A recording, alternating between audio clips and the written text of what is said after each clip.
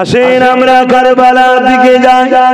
ইমামে হোসেন হুজুর এদিকে যখন মুসলিম হুজুরের চিঠিটা পেয়ে গেলেন, হুজুর আমার সাহাবাদেরকে দেখাতে লাগলেন, এ বাবা সাহাবারা দেখো গো বাবা, আমার ভাই মুসলিম চিঠি দিয়েছে, আমি আর দেরি করবো না, রওনা দিয়ে দেবো।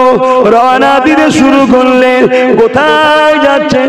কুফার দাওয়াতে যাচ্ছেন, যুদ্ধে নয়, কুফার দাওয়াতে যাচ্ছেন। এদিকে কুফার দাওয়াতে যাবার সময় স্ত্রী রয়েছে, 3টে সন্তান রয়েছে, ইমামে হাসান হুজুরের সন্তানেরাও রয়েছে, এমন করে তিনার বোন, এমন করে তিনিও রয়েছে। এ যুবকেরা, ইমামে হোসেন হুজুরের একটা কলিজার টুকরি কন্যা সন্তান ছিল, হযরত সুকাইনা, তিনিও যেতে লেগেছে। এইভাবে 72 জন কাফেলা নিয়ে রওনা দিয়েছে। কোথায় যাচ্ছেন? কুফার জমিনে, কেননা দাওয়াত দিয়েছে, দাওয়াত কবুল করা কোনো সুন্নাত। এই যখন যেতে লেগেছে, রওনা দিয়ে দিয়েছে, এদিকে দেখা যায় এমন করে এজিদ বাহিনী ইমামে মুসলিম হুজুরকে পাকড়াও করার জন্য এ যুবকেরা এমন করে অর্থর বাজেট লাগালো।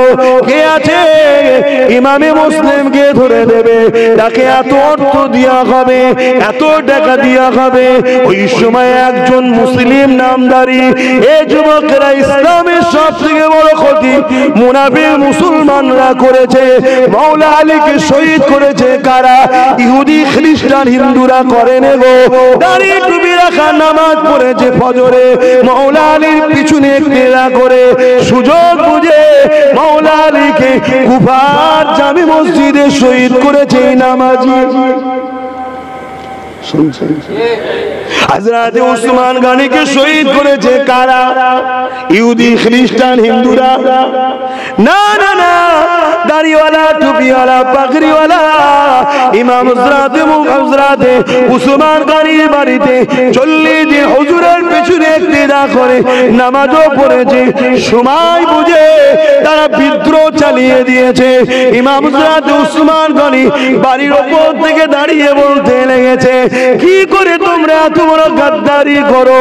যে মুখে রাসূলুল্লাহ কলেমা পড়ো, সেই মুখে নবীর জামাতা হযরত উসমানকে তোমরা শহীদ করতে এসেছো, তোমাদের কি আখিরাতের ভয় হয় না? এই কথা শোনার পরও তারা পরিবর্তন হয়নি। ইমামে হোসেন হযরত উসমান গনিকে তারা শহীদ করেছে। এ যুবকেরা, এই দাড়ি টুপিওয়ালাদের মধ্যে সাহাবাদেরকে শহীদ করা যদি লোক থাকতে পারে, আজকের ইমামদের মধ্যে, আজকের পীর পীরজাদা আলেম মুফতির মধ্যে এই নিরীহ মুসলমানগুলোকে বিপদের সম্মুখীন করে দিয়ে ইসলামের দুশমনদের কাছে অর্থ নিয়ে তোমাদেরকে বিপদে ফেলার জন্য এদের কোনো পিছপা হওয়ার কোনো ব্যাপার থাকবে না। শুনছো তো নাকি? হযরত ওমর ফারুক একদিন দেখলেন, দেখার পরে তারিফ করতে লাগলেন, সওয়ারিটা বড় দামি। এখানে সওয়ারি বলতে যার উপরে চাপা হয়, অর্থাৎ আল্লাহ নবীর প্রশংসা করছে। আল্লাহ নবী দেরি করলেন না, নবী আমার সঙ্গে সঙ্গে বলতে লাগলেন, ও হযরত ওমর, আপনি সওয়ারির নামই বলতে লাগলেন, সওয়ারিটার প্রশংসা করলেন, সওয়ারিকে দেখলেন, কিন্তু যারা সওয়ার হয়ে আছে তাদেরকে কি দেখতে পেলেন না? ও হযরত ওমর, আমি রাসূলুল্লাহ বলে যাই, সওয়ারিকে আল্লাহ যেমন দামি করেছে, সওয়ারির উপরে যে দুজন সওয়ার হয়ে আছে আমার আল্লাহ তাদেরকেও দামি করেছে। নবী পাক যাদের সার্টিফিকেট দিচ্ছেন এরা দামি, সেই হোসেন হুজুরের বিরোধী করা যায়? সেই হাসান হুজুরের বিরোধী করা যায়? বা তার বিরোধী করে এজিদ ক্ষমতার লোভে গদিতে বসে গেল। শয়তান যদি চুপচাপ বসে থাকতিস তাও কথা যে হোসেন হোসেনের মতো চলুক, তাকে গুরুত্বও দিবার দরকার নেই, তার বিরোধী করারও দরকার নেই। শুনছেন? কিন্তু না, জালিমদের মধ্যে একটা ভয় থাকে, হককে সব সময় ভয় করে। হক যত ছোটই হোক, জালিম চেষ্টা করে আমি তো আছি অন্যায়ের বারুদের পাহাড়ের উপরে, ছোট্ট একটা মেসেজই যথেষ্ট আমার পাহাড়কে পুড়িয়ে ছারখার করতে। সেই জায়গায় ইমাম হোসাইনের মতো সহিংসা জান্নাতি যুবকদের সরদার হোসাইনকে যেমন করে হোক বায়াত দিতে হবে। যদি হোসাইনের বায়াত নিতে পারি তাহলে সব ভাইয়ের বায়াত তো সহজে নিয়ে নেব। কেন? আরে তোদের হোসাইন নিয়ে নিয়েছে আমার বায়াত, তোরা কেন নিবি না? যেমন আজ অনেকে ভাবে মুফতি মৌলানা পীর পীরজাদাকে যদি দলে ঢুকানো যায় তাহলে সবাইকে সহজে কবজা করা যাবে। আরে হুজুর চলে এসছে, তুই আসবি নি মানে? এই যে পরিকল্পনা এটা নতুন নয়, তবে সেদিনের ইমাম পাক আর আজকের মুফতি মৌলানা হুজুর পীরজাদা কিন্তু এক না, এটা মাথায় রাখতে হবে। ইমাম ছিলেন, গার্দান কেটে দিয়েছে, হাত কিন্তু অন্যায়ের সঙ্গে মিশাইনি। গার্দান কেটে দিয়েছে, হাত অন্যায়ের সঙ্গে মিলাইনি। আসেন আগিয়ে যাচ্ছি। ইমামে হোসাইন পাক হুজুরের কত সম্মান। একদিন আল্লাহ নবী মদিনা নববী শরীফে হুজুর আমার ইমামতিতে নামাজ পড়তে লেগেছেন। সাহাবা হুজুররা কাতার দিয়ে আল্লাহ নবীর পিছনে ইক্তিদা করে নামাজ পড়তে লেগেছেন। এ নওজওয়ানেরা, আল্লাহ নবী রুকুতে যায়, সাহাবা হুজুর ইক্তিদা করে রুকুতে যায়। আল্লাহ নবী সিজদায় যায়, সাহাবা হুজুর ইক্তিদা করে সিজদায় যায়। আল্লাহ নবী সিজদাতে মাথা তোলে, সাহাবা হুজুররা মাথা তোলে। হঠাৎ করে দ্বিতীয় রাকাতে আল্লাহ নবী সিজদায় মাথা দিয়েছে, আর সিজদা থেকে মাথা তুলছে না। দীর্ঘ সময় কেটে যাচ্ছে, দীর্ঘ টাইম কেটে যাচ্ছে। সাহাবাদের মধ্যে দেখে এক সাহাবী বলতে লাগলে, আমার মনের মধ্যে একটা ভয় ঢুকে গেল, কোন মুনাফিক কি আমাদের কাতারে নামাজের হালে ছিল না তো? কোন মুনাফিক আমাদের কাতারে দাঁড়িয়ে কি ছিল না তো? আল্লাহ নবী যখন সিজদায় পড়েছে, নবী পাককে শহীদ করে দেয় না তো? এই ভয়েতে আমি আস্তে আস্তে মাথাটাকে সিজদা থেকে তুলছি, তুলে দেখতে লেগেছি আমার নবী পাকের পিঠে ইমামে হাসান ইমামে হোসাইন দুই ছোট ছোট বাচ্চা তখন ছিল। নানা জানের পিঠে দুদিকে পা দিয়ে বসে আল্লাহ নবীর পিঠেতে তারা লাফালাফি করতে লেগেছে। নবী আমার সিজদায় পড়ে রয়েছে। এই অবস্থাটা দেখে ওই সাহাবী বলতে লাগলেন, আমি হাত বাড়িয়ে বাচ্চা দুটোকে নামাবার জন্য চেষ্টা করলাম। যেই হাত বাড়াতে গেলাম আমি দেখতে পেলাম আল্লাহ নবী সিজদা অবস্থাতে বগলের ভেতর দিয়ে হাত দিয়ে আমাকে ইশারা জানিয়ে দেয়, বাচ্চা দুটোকে নাবিও না, নাবিও না। আরো জোরে বলুন সুবহান।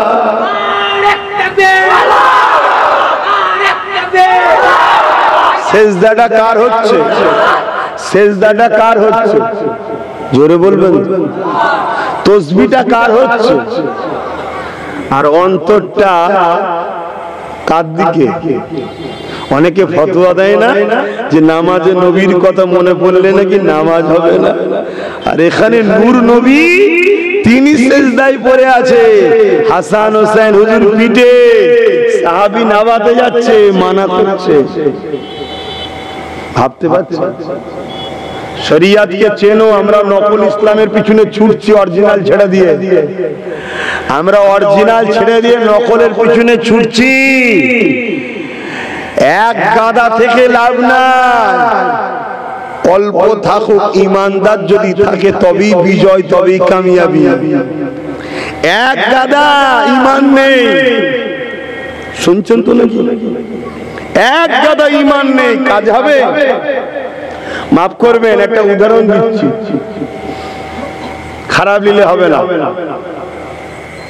এক কোটি যদি পুরুষও নয়, স্ত্রীও নয়, আর একটা আছে, লিঙ্গ আছে না? না, আছে তো জিন্দার, পুরুষও নয় স্ত্রীও নয়, আর একটা জিন্দার আছে তো নাকি? 1 কোটি যদি তাদেরকে জড়ো করা হয় আর যদি একটা সন্তানের আশা করা হয় তাদের থেকে হবে? একটু কথা বলবেন তো। এদের থেকে যেমন আশা করে সন্তানের আশা করা যায় না, ঠিক তেমনই যাদের দিলে হুব্বে রাসূল ও হুব্বে হাসান হোসেন নয়, তাদেরকে কয়েক লক্ষ কোটি থেকে বিজয় ও জান্নাতে যাবে আশা করা যায় না। যাদের দিলে হুজুরের প্রেম আছে, হাসান হোসেনের আদব প্রেম আছে, আরে তারাই তো জান্নাতে যাবে। জান্নাত কি আমার বাপের জন্য আল্লাহ করেছে? জান্নাত তো হোসেনের নানার জন্য করেছে। হোসেনের নানার চাকরগুলো জান্নাতে যাবে, হোসেনের নানার গোলামগুলো জান্নাতে যাবে, হোসেনের নানার খাদেমগুলো জান্নাতে যাবে। আমার বাপের জন্য আল্লাহ জান্নাত বানায়নি। আমার বাপ যদি হোসেনের নানার গোলাম হয় তবে আলী আকবর সিদ্দিকও জান্নাতে যাবে ইনশাআল্লাহ। আমার বাপ গোলামই আছে। মাথার মধ্যে আকীদা ঠিক করুন। আজ আমরা আমলের বাহার দেখিয়ে ইমাম হোসেন হুজুরের বিরুদ্ধে লোক তৈরি হচ্ছে। মুসলমান সৌদি আরবে মাদ্রাসা তৈরি হয়েছে এজিদের নামে, শুনছেন আমি কি বলছি? আবার আমাদের মধ্যে কিছু মুসলমান আছে শরিয়াত এই সৌদিকে দলিল বানায়। আরে সৌদি আমাদের দলিল নয়, আমাদের দলিল হলো কিতাবুল্লাহ আর হাবিবুল্লাহ। আর ওই দুটো থেকে আসান করে দিয়েছে ইজমা ও কিয়াস। আদিল্লাতুল ইসলামে আরবাতুন, শরিয়াতের দলিল 4টে, কোরআন সুন্নাহ ইজমা কিয়াস। এক হলো কোরআন শরীফ, দ্বিতীয় হলো হাবিবুল্লাহ মুহাম্মদ সাল্লাল্লাহু আলাইহি ওয়াসাল্লাম, তৃতীয় হলো ইজমা ও কিয়াস। ইজমা কিয়াস হলো কোরআন ও হাদিসের মধ্যে, বাইরে নয়। কথা বুঝাতে পারছি? আকীদা ঠিক করুন। যার দিলে ঈমান থাকবে সে যতই ডুবে যাক কামলিওয়ালা তাকে কিন্তু ধরে তুলবে। আর যার দিলে ঈমান না সে বিপদে পড়বে, ধ্বংস হয়ে যাবে, সে নিজেও বুঝতে পারবে না আমি ধ্বংস হচ্ছি। শত শেষ তার ঠিকানা ফিনারে জাহান্নামা খালিদিনা ফিহা আবাদা, সারা জীবনের জন্য জাহান্নাম। অসুবিধা হচ্ছে আপনাদের? একটু এগিয়ে গিয়ে আসা যাবে? একটু এগিয়ে গিয়ে আসেন। হ্যাঁ, একটু এগিয়ে গিয়ে আসেন। আরে জান্নাতীরা হিংসুক হয় না। জান্নাতীরা, তোমরা বেশি আগালে দেখতে হবে না, দাঁড়াও। জান্নাতীরা হিংসুক বলুন বলুন হয় না। এটা জান্নাতের বাগান তো নাকি? তাহলে হিংসুক হচ্ছেন কেন? আগিয়ে আসেন। কই ভাই, আগিয়ে আসেন, তাড়াতাড়ি, দেরি করেন না। আমি তো বিষয়টা বুঝাতে চাইছি তো। আহা, কত বড় নিয়ামত! যতক্ষণ খুশি হাসান হোসেন হুজুর দয় নানার পিঠে বসে লাফালাফি করে তাদের মন শান্তি হয়েছে, নানার পিঠ থেকে নেমেছে, আল্লাহ নবী সিজদা থেকে মাথা তুলছে। আল্লাহু আকবার, জোরে বলুন সুবহানাল্লাহ। সব জায়গায় ফতোয়া দিতে গেলে হয়নি বাপ, সব জায়গায় ফতোয়া দিতে গেলে হয় না। যিনি নামাজ পড়ছেন তিনিও নামাজের নামাজ, আর যে দুটো পিঠে বসে আছে ও দুটো হলো নামাজের নামাজ। আমরা যে নামাজ পড়ি ওই নামাজের নামাজ হলো হাসান ও হোসেন। জোরে বলুন সুবহানাল্লাহ। আমাদের নামাজ হলো যেটা আমরা পড়ি, আর নামাজের নামাজ কি? নামাজের নামাজ হলো ইমামে হাসান, ইমামে হোসেন। জোরে বলুন সুবহানাল্লাহ। ঘাবড়ে যাচ্ছেন নাকি যে হুজুর কি ওয়াজ করছে? বলদিন কি বলি, সুবহানাল্লাহ বলবো? যদি বললে ঈমান চলে যাবে না তো? আরে ঈমান আছে কোথায় যাবে ভাবছেন? বলছে পকেট মার হয়ে গেছে। কত ছিল? বলছে পকেটে কিছু নেই। তো নেই তো মার হলো কি করে? কেউ নামাজ কবুল করাতে পারবে আলে রাসূল যে করে সালাম না দিয়ে? বলেন না আল্লাহুম্মা সাল্লি আলা মুহাম্মাদিন ওয়া আলা আলি মুহাম্মাদ। এই আলে মুহাম্মাদ কে বাদ দিয়ে গিয়ে নামাজ কবুল হবে? একটু বলবেন তো কি না? তাহলে নামাজ কবুল হতে গেলেও আলে মুহাম্মাদের উপরে সালাম লাগে, তার মানে নামাজ আল্লাহ হাসান হোসেনকে বানিয়েছে। জোরে বলুন সুবহানাল্লাহ। তাদের বিরুদ্ধে যাবেন না, খবরদার। আজ এজিদ বাহিনী ঘুরে বেড়াচ্ছে, তাদের মুখও দাঁড়িয়ে আছে, মাথায় টুপি আছে, জুব্বা আছে, তাদের মধ্যে মুফতি মাওলানা আছে, তাদের মধ্যে আলেম আছে, তাদের মধ্যে ইমাম আছে, তাদের মধ্যে রোজাদার আছে, তাদের মধ্যে হাজি আছে। শুনছেন তো নাকি? খুব সাবধান। আল্লাহ নবী জানিয়ে দিলেন হাসান হুসাইন আমার থেকে, আমি রাসূলুল্লাহ হাসান হুসাইনের থেকে যারা আমি রাসূল আমাকে মহব্বত করতে চায়, তারা যেন হাসান হুসাইনকে মহব্বত করে। এ যুবকেরা, তরুণেরা, বাবেরা, আল্লাহ নবী হাসান হুসাইনকে নিয়ে আসমানের দিকে হাত তুলে বলতে লেগেছে, ও রব্বি আল্লাহ পাক, আমি হাসান হুসাইনের উপরে রাজি, আপনিও রাজি হয়ে যায়। আল্লাহ পাক হাসান হুসাইনকে যারা ভালোবাসবে আপনি তাদের উপরে রাজি হয়ে যায়। আর হাসান হুসাইনের সঙ্গে যারা দুশমনি রাখবে, হে আল্লাহ আপনি তাদের সঙ্গে দুশমনি রাখেন। নবীর দোয়া কবুল হয় না বলবেন নাকি? কি গো, একটু সরাসরি দেবেন, সরাসরি দেবেন। নবীর দোয়া কবুল হয় না? হয় না? কে বলবেন নাকি নবীর দোয়া কবুল হয় না? নবীকে চাইতে লাগে না, শুধু আসমানের দিকে তাকাই বারবার, অতি কবুল হয়ে যায়। জোরে বলুন সুবহানাল্লাহ।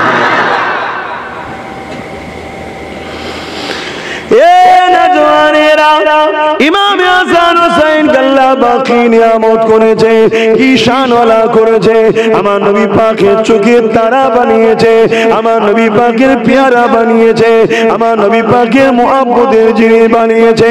এ যুবকের আল্লাহ নবী একদিন বলতে লাগলে, এটা বুখারী শরীফের হাদিস, হযরত আনাস রাদিয়াল্লাহু তাআলা থেকে আল্লাহ নবী জানিয়ে দিলে, কেউ যদি আমার শহর মদিনার উপরে হামলার পরিকল্পনা করে, হামলা করেনি, হামলার নিয়ত করেছে, পরিকল্পনা করেছে, ও যদি ওই অবস্থাতে মারা যায়, আমি রাসূলুল্লাহ জানিয়ে দিই আল্লাহ পাক তাকে জাহান্নামে দিয়ে এইভাবে গলাবে, যেমন সীসা আগুনে দিলে গলে যায়, তাকে এইভাবে গলাবে।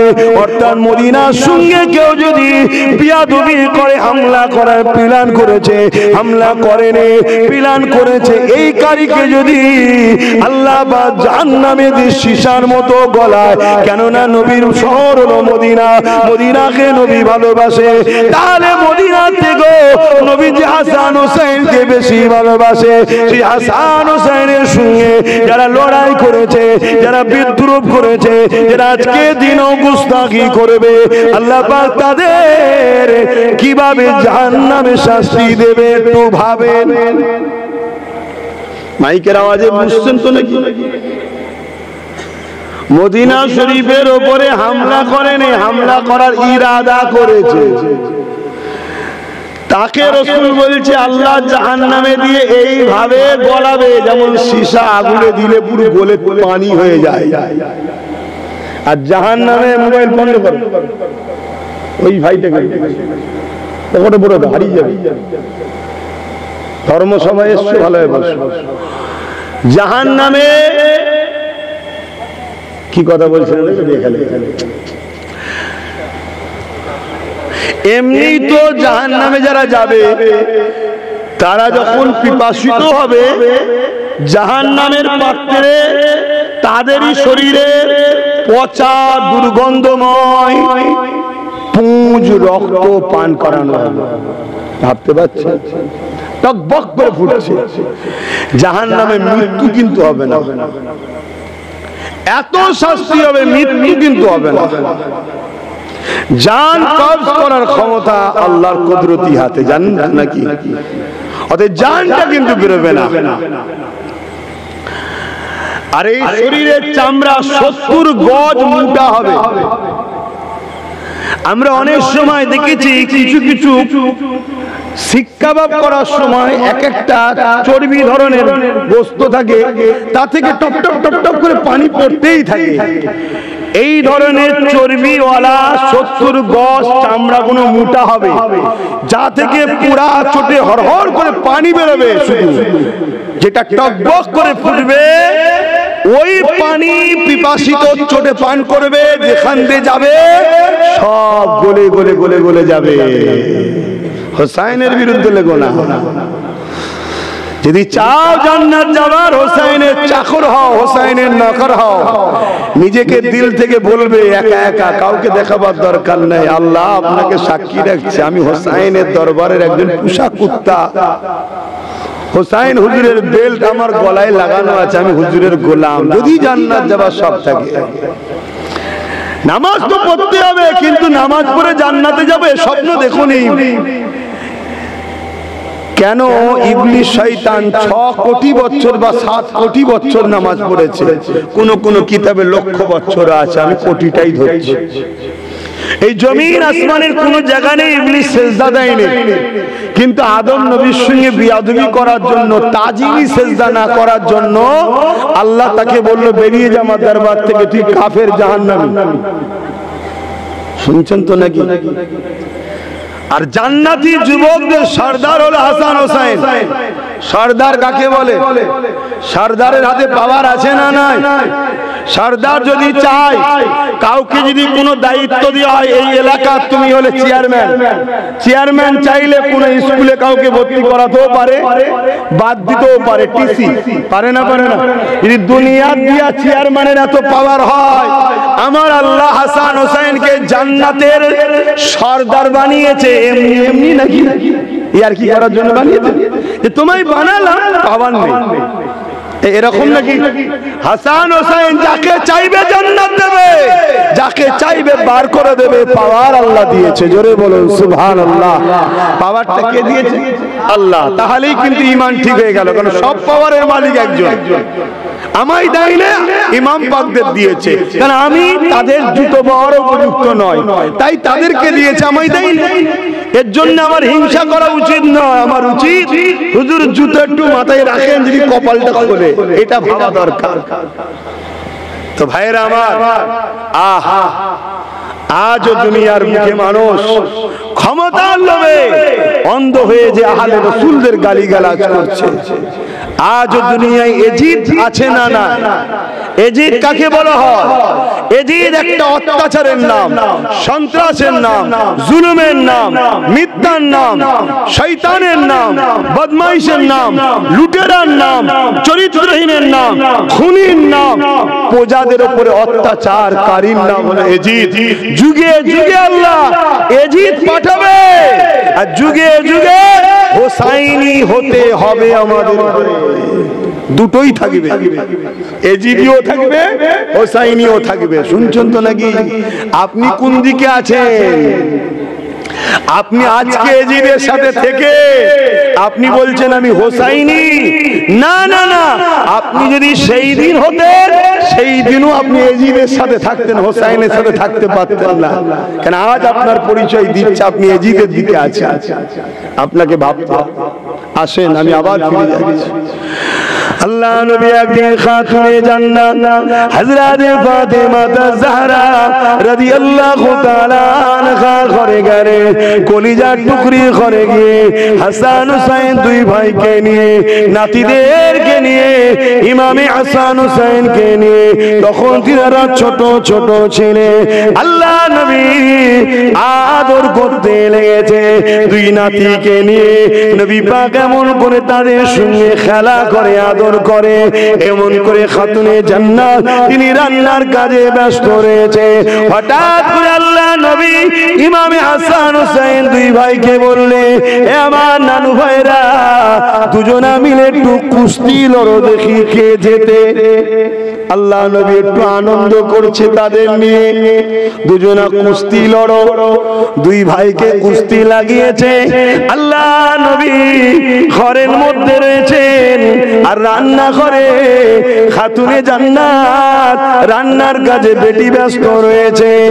আর এদিকে নবী পাক কুস্তি লড়ার কথা বললো, খাতুনে জান্নাতের কানে গেল, আব্বা বাচ্চা দুটোকে কুস্তি লড়াইয়ে লাগাচ্ছে। খাতুনে জান্নাত শুনছে আব্বা কি বলছে। হঠাৎ করে দেখা যায় আল্লাহ নবীর জবান দিয়ে বেরোতে লেগেছে, হাসান হোসাইনের পাটা এইভাবে ধরো, হোসাইনের কোমরটা এইভাবে ধরো। এক কথায় ডিরেকশন দিচ্ছে, পরামর্শ দিচ্ছে। দুই দিকে লড়াই করে কুস্তি হলে পরামর্শ দেয় না, এভাবে পাল্টি দাও, এভাবে ধরো। তো রাসূল পাক সাল্লাল্লাহু আলাইহি ওয়াসাল্লাম কার পক্ষে দাঁড়িয়েছে? বড় ছেলে হযরতে ইমামে হাসান হুজুরের পক্ষে। হযরত খাতুনে জান্নাত বারবার যখন শুনতে পাচ্ছে আব্বা জান হাসান হাসান হাসান হাসান হাসান করছে, হাসানের পক্ষপাতিত্ব নিচ্ছে, ওই সময় রান্না করতে খাতুনে জান্নাত বেটি বলতে লেগেছে, আব্বা বড়রা তো ছোটদেরই সাথটা দেয়, এই জায়গায় আপনি বড় ছেলে হাসানের কেন সাথ দিচ্ছে, হোসাইনকে কেন আপনি সাথ দেন না? আল্লাহ নবী বলেছিলেন, কলিজার টুকরি বেটি ফাতেমা রে, এদিকে আসো, দেখো না দেখো না, সাইয়্যিদুল আম্বিয়া ইমাম হাসানের পক্ষে দাঁড়িয়েছে, আর সাইয়্যিদুল মালায়েকা জিবরাইল ইমামে হোসাইনের পক্ষে দাঁড়িয়েছে। আরো জোরে বলুন সুবহান।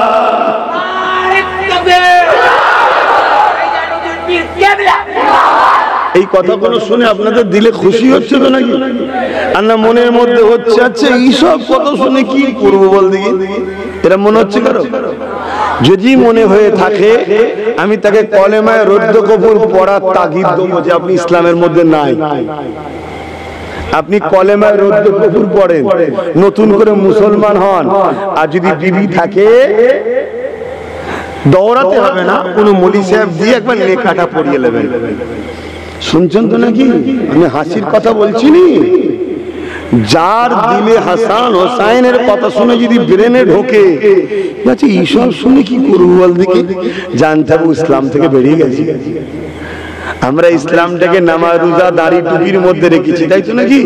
আর হাসান হোসাইন এগুলো আমলের ব্যাপার না, এগুলো ইমানের সাথে আছে, আমার রসুলের সাথে আছে। জোরে বলুন সুবহানাল্লাহ।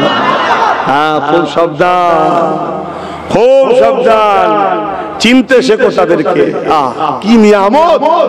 ফারিস্তা এসেছে, বাচ্চার সঙ্গে খেলা করছে, হোসাইনের পক্ষে জিবরাইল দাঁড়িয়েছে, আর রাসূল পাক হাসানের পক্ষে দাঁড়িয়েছে। চলছে মুহররমের মাস, তাই একটু আলোচনা করছি, অসুবিধা হচ্ছে নাকি? স্মৃতিটা দাদা হুজুর পাঁচ হুজুর, দাদা হুজুর পাঁচ হুজুরও যাদের পাগল ছিল তাদেরই আলোচনা করছি, শুনছেন তো নাকি? কি নিয়ামত! সেই বাচ্চা কারবালায় যাচ্ছে, কিন্তু যুদ্ধ করতে গেছিল নাকি ইমাম হোসাইন? কথা বলো, ইমাম হোসাইন পাক কি যুদ্ধ করার জন্য যাচ্ছিল? না। এজি যখন বারবার চিঠি পাঠাতে লেগেছে বিভিন্ন গভর্নরের কাছে যে ইমামে হোসাইনকে বায়াত দাও, ইমামে হোসাইন বা মদিনাতে থাকা ঠিক নিরাপদ মনে করলেন না। কোন কোন কিতাবের মধ্যে রয়েছে ইমামে হোসাইন ভাবতে লাগলেন, আমি যদি মদিনার জমিনে থাকি তাহলে মদিনার জমির উপরে এজিদ তার বাহিনী দিয়ে হামলা করে দেবে, নানা জানে দরবারের বিহুরমাতি হতে পারে। এই জন্য তিনি নানা জানে রওজা থেকে সালাম দিয়ে জিয়ারত করে আর বিদায় নিয়ে মক্কা দিকে রওনা দিলে এ যুবকেরা 80 দিনের কথা ভেবে দেখে, আজ যারা মক্কা মদিনা শরীফে যায়, ওই মদিনা থেকে যখন আখিরি সালামটা আমার রাসূলুল্লাহকে দিয়ে হাজিরা যখন বিদায় নিতে লাগে, ইয়া রাসূলুল্লাহ গোলাম চলে যাচ্ছি, সালাম আমার রইল। হাজিরা থাকতে পারে না, পাগলের নাই কাঁদতে লাগে, দিবানারা কাঁদতে লাগে। তাহলে ভেবে দেখে নবী পাকের কাঁধে পিঠে উঠে, নবী পাকের কোলে উঠে, নবী পাকের জিহ্বা মোবারক চুষে যে ইমামে হোসেন বড় হয়েছে, সেই ইমামে হোসেন পাক নানা জানের রওজা দিকে সালাম দিয়ে বিদায় নিচ্ছে। নানা জান, আপনার মদিনা থেকে চলে যাচ্ছি, কেননা আপনারই উম্মত দাবিদাররা আমার জানের পিপাসিত হয়ে গেছে। ভেবে দেখুন কতটা করুণ বিষয়, ভেবে দেখুন কতটা দুঃখের বিষয়। ঈমান যদি থাকে অবশ্যই ভাবনা আপনার দিলকে ধাক্কা দেবে, আর ঈমান যদি না থাকে এই বিষয় আপনার জন্য কোনো গুরুত্বের ব্যাপার নয়। সবটা ঈমানের ব্যাপার। আর ঈমান কি জিনিস জানেন তো নাকি? ঈমান কি? নবী পাক সাল্লাল্লাহু আলাইহি সাল্লামের উপরে রাসূল জেনে জানের থেকে বেশি ভালোবেসে আদব করার নাম হলো ঈমান। কথা মাথায় ঢুকছে? বিস্তারিত অনেক বড়। আমানতু বিল্লাহি ওয়া মালাইকাতিহি ওয়া কুতুবিহি ওয়া রাসূলিহি ওয়াল ইয়াউমিল আখির ওয়াল কদরি খাইরিহি ওয়া শাররিহি মিনাল্লাহি তাআলা ওয়াল বা'স বা'দাল মাউত। এটা বিস্তারিত। আর সংক্ষেপে এক কথা, মুহাম্মদ সাল্লাল্লাহু আলাইহি সাল্লামকে রাসূল জেনে, ব্যক্তি মুহাম্মদ না, রাসূল জেনে জানের থেকে বেশি ভালোবেসে আদবের সাথে দিল থেকে মেনে নেওয়ার নাম হলো ঈমান। এ জমিন, এ আসমান, এ কায়নাতে যা কিছু আছে, নিজের পরিবার, নিজের সন্তান, নিজের জমি জায়গা, নিজের জান, নিজের অর্থনীতি, সমাজনীতি এবং নিজের রাজনীতির নেতা, সব কিছুর থেকে যে রাসূলকে বেশি ভালোবাসে সে হলো ঈমানদার। ধরেন কোন একটা দিন আপনার ব্যবসায়ী মহাজনের সাথে বা কাস্টমারের সাথে নবী পাক সাল্লাল্লাহু আলাইহি সাল্লামের বিষয় নিয়ে কোনো টক্কর হয়েছে, আপনার জানবেন ঈমানের পরীক্ষা আল্লাহ নিচ্ছে। ওই জায়গায় যদি আপনি সেই কোটি টাকার মহাজন হতে পারে, কোটি টাকা তার থেকে বাৎসরিক আপনি লাভবান হতে পারে, আপনাকে একটাই কথা বলতে হবে, আজ থেকে তোমার সাথে আমার আর সম্পর্ক নয়। হতে পারে তোমার দ্বারা কোটি টাকা আমার ফায়দা হতো, কোটি টাকাতে আমি ঝাঁটা মারি, জুতো মারি, আমার কোটি টাকার প্রয়োজন নেই, আমার মুহাম্মদ রাসূল আগে। এইটা যদি বলতে পারো, জানবে তোমার মধ্যে ঈমান আছে। কোন একটা দিন বাপ আর বেটার মধ্যে মতনৈক্য, বেটা হুজুরের বিরুদ্ধে দাঁড়িয়ে গেছে, নবীর বিরুদ্ধে, আর বাপ রাসূল পাক সাল্লাল্লাহু আলাইহি সাল্লাম কে প্রাধান্য বেশি দেয় না বেটাকে বেশি প্রাধান্য দেয়, জানবেন বাপের পরীক্ষা শুরু হয়েছে। বাপ যদি ওই দিন বলতে পারে, তুই যখন আমার নবীর দুশমন, তোকে আমি আজ থেকে আর সন্তান নাই, তেজ্য পুত্র করে দিলাম, হয় পরিবর্তন হয় তওবা কর, কলমে রদ্দ কবুল কর। যদি সে গ্রাহ্য না করে, তাকে তেজ্য পুত্র করে দিয়ে রাসূলকে মান্যতা বেশি দেয়, জানবেন ওই বাপের ঈমান আছে। যদি মান্যতা দিতে না পারে, ও বাপের ঈমান নাই। শুনছেন তো নাকি? চারিদিকে শুনছি শুধু মুসলমান মরছে। আমি তো ভাবছি আল্লাহ বলেছে মুমিনের হিফাজতের দায়িত্ব আমি নিই, তো মরে কি করে? আমি ওই মরণের কথা বলছি না, মৃত্যু তো হবে, বেউজুতির সাথে কি করে জুলুম হয়। তাহলে ভাবতে হবে ডাল মে কুছ কালা হ্যায়। সুরাতে সকলে দাড়িতে, টুপিতে, নামাজে, হজেতে, এলেমে আমরা সব মুসলমান পাক্কা ঠিক আছি, ঈমানে ঘাটতি হয়ে যায় না তো? হুজুরকে এইভাবে মহব্বত করতে পারি আমরা? কি গো বাপেরা বলবেন তো, যুবকরা এইভাবে যদি মহব্বত করতে পারো তবে তুমি ঈমানদার, নচেত ঈমানদার নয়। বেকার না দুনিয়ায় না আখিরাত, ভুলি যাচ্ছে। আহা, আসেন আলোচনা দিকে যাই। হযরত ইমাম হোসেন মদিনা থেকে মক্কার উদ্দেশ্যে রওনা দিলেন। মক্কার জমিনে চলে আসলো। মক্কার মানুষেরা ইমামে হোসাইন পাককে তারা সদরে আমন্ত্রণ করলে, তারা সদরে আহ্বান করে নিলে, স্থান দিয়ে দিলে, পাহারা দিতে লাগলেন, ভালোবাসতে লাগলেন। মক্কার মানুষেরা ইমামে হোসাইনের পাশে দাঁড়িয়ে গেলেন।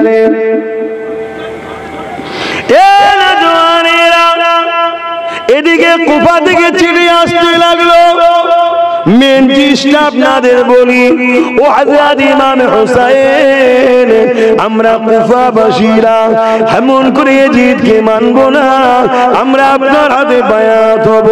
ও হযরত ইমাম হোসেন, আপনি আমাদের কুফাতে আসেন। কুফার মানুষেরা আপনাকে এক ঝলক দেখার জন্য বড় পেতাজ অপেক্ষা করতে লেগেছে, আপনার হাতে বায়াত হতে লেগেছে। এই জালিম সন্ত্রাস এজিদের হাতে বায়াত হতে আমরা চাই না। ইমামে হোসেন পাক ওই চিঠি নিয়ে সাহাবা হুজুরকে দেখাতে লাগলেন। এ বাবা সাহাবারা, দেখো দেখো, কুফার মানুষেরা তারা এজিদের পক্ষে থাকতে রাজি নয়, তারা আমার হাতে বায়াত নিতে চাইছে, নানা দিনের উপরে মজবুত হয়ে থাকতে চাইছে। আমার কুফার জমিনে যাওয়াটা বড় দরকার রয়েছে। ওই সময় সাহাবা হুজুররা পরামর্শ দিলে, এ নবীর নওয়াজ ইমাম হোসেন, কুফা মানুষকে বিশ্বাস আপনি করবেন না। ওই কুফার মানুষেরা আপনার আব্বা জান হযরত মাওলা আলী শের খোদার সঙ্গে প্রতারণা করে মাওলা আলীকে শহীদ তারা করে দিয়েছিল। এই কুফার মানুষের উপরে কোনোভাবে বিশ্বাস করা যেতে পারে না। ইমাম হোসেন হুজুরের সঙ্গে আলোচনা হয়ে গেল। এ যুবকেরা, তরুণেরা, বাপেরা আবার চিঠি আসতে লাগলো। এই ইমাম হোসেন, আমরা আপনার অপেক্ষায় রইলাম, আল্লাহর দ্বীনের নিজাত আপনার কাছ থেকে আমরা নিতে চাই, আপনি কেন আমাদের ডাকে সাড়া দিচ্ছেন না? ইমাম হোসেন হুজুর আবার ওই চিঠি নিয়ে সাহাবা হুজুর দিগকে আবার দেখাতে লেগেছে। এ আমার নবীর সাহাবারা, ভাইরা দেখেন দেখেন, আবার চিঠি এসেছে। এই কথা যখন বলে সাহাবা হুজুররা আবার বলতে লেগেছে, মক্কা জমিন থেকে আপনার যাওয়াটাকে আমরা কোনোভাবে নিরাপদ মনে করছি না। বারবার চিঠি আসতেই আসতে এবার একটা চিঠি এসছে, যে চিঠিতে হাজার হাজার লোকের সই আছে। ও হযরত ইমাম হোসেন, আমরা আপনার অপেক্ষায় আছি। আর একটা খুব ভাইটাল কথা লিখেছে, যদি না আসে কিয়ামতের দিন আপনার নানাকে আমরা বলবো যে আমরা জালিম এজিদকে ছাড়তে চেয়েছিলাম, হোসেন হুজুরকে আমরা আপন করে নিতে চেয়েছিলাম, কিন্তু আপনার নওয়াসা আসেনি। এই কথাটা যখনই হুজুর পড়েছে, হুজুর বললেন, আমাকে আর কেউ রুখতে পারবে না, আমি যাব। তখন সাহাবা হুজুররা বললেন, আপনার যখন যাবার এতই আগ্রহ হয়েছে, আগে একজন কাউকে প্রতিনিধি পাঠিয়ে দেখা যাক, প্রতিনিধি পাঠিয়ে দেখা যাক। হযরত ইমাম হোসেন হুজুর তিনার ভাই হযরতে মুসলিম বিন আকিল হুজুরকে কুফার উদ্দেশ্যে রওনা করলেন। সাথে ছোট ছোট দুটো বাচ্চা ছিল, মোহাম্মদ আর ইব্রাহিম। দুই বাচ্চাকে নিয়ে হযরতে মুসলিম হুজুর চলে গেলেন। কুফায় যাওয়ার সাথে সাথে মানুষ নারা দিয়ে ইস্তেকবাল করে হযরত ইমাম হোসেনের হুজুরের পক্ষ থেকে ইমাম মুসলিম হুজুরের হাতে লোক বায়াত হচ্ছে। প্রায় 30 থেকে 40 হাজার লোক। তৎকালীন সময় 40 হাজার মানে বুঝতে পারছেন এত ঘন বস্তি কোথায়, এত লোক কোথায় বায়াত হয়েছে। আহা, এই দৃশ্য দেখে ইমাম মুসলিম হুজুর দেখলেন পরিস্থিতি ভালো, চিঠি লিখেছে, হযরত ইমাম হোসেন হুজুর ভাই সালাম নেবেন, আপনার পক্ষ থেকে 40,000 লোক আমার হাতে বায়াত নিয়েছে, মানুষ আপনার পিপাসায় পিপাসিত হয়ে আছে, আপনাকে এক ঝলক দেখার ইন্তজার অপেক্ষায় আছে, আপনি চলে আসেন। চিঠিটা বেরিয়ে গেল। যেই চিঠিটা বেরিয়ে গেল, সে চিঠি তো ভাই আসতে সময় লাগবে না? আমাদেরও চিঠি আসে পোস্ট অফিসে, বিভিন্ন মাধ্যম দিয়েও সময় লাগে, তখন তো আরো সময় লাগতো। উটের পিঠে ঘোড়ার পিঠে করে আস্তে আস্তে মক্কায় আসবে।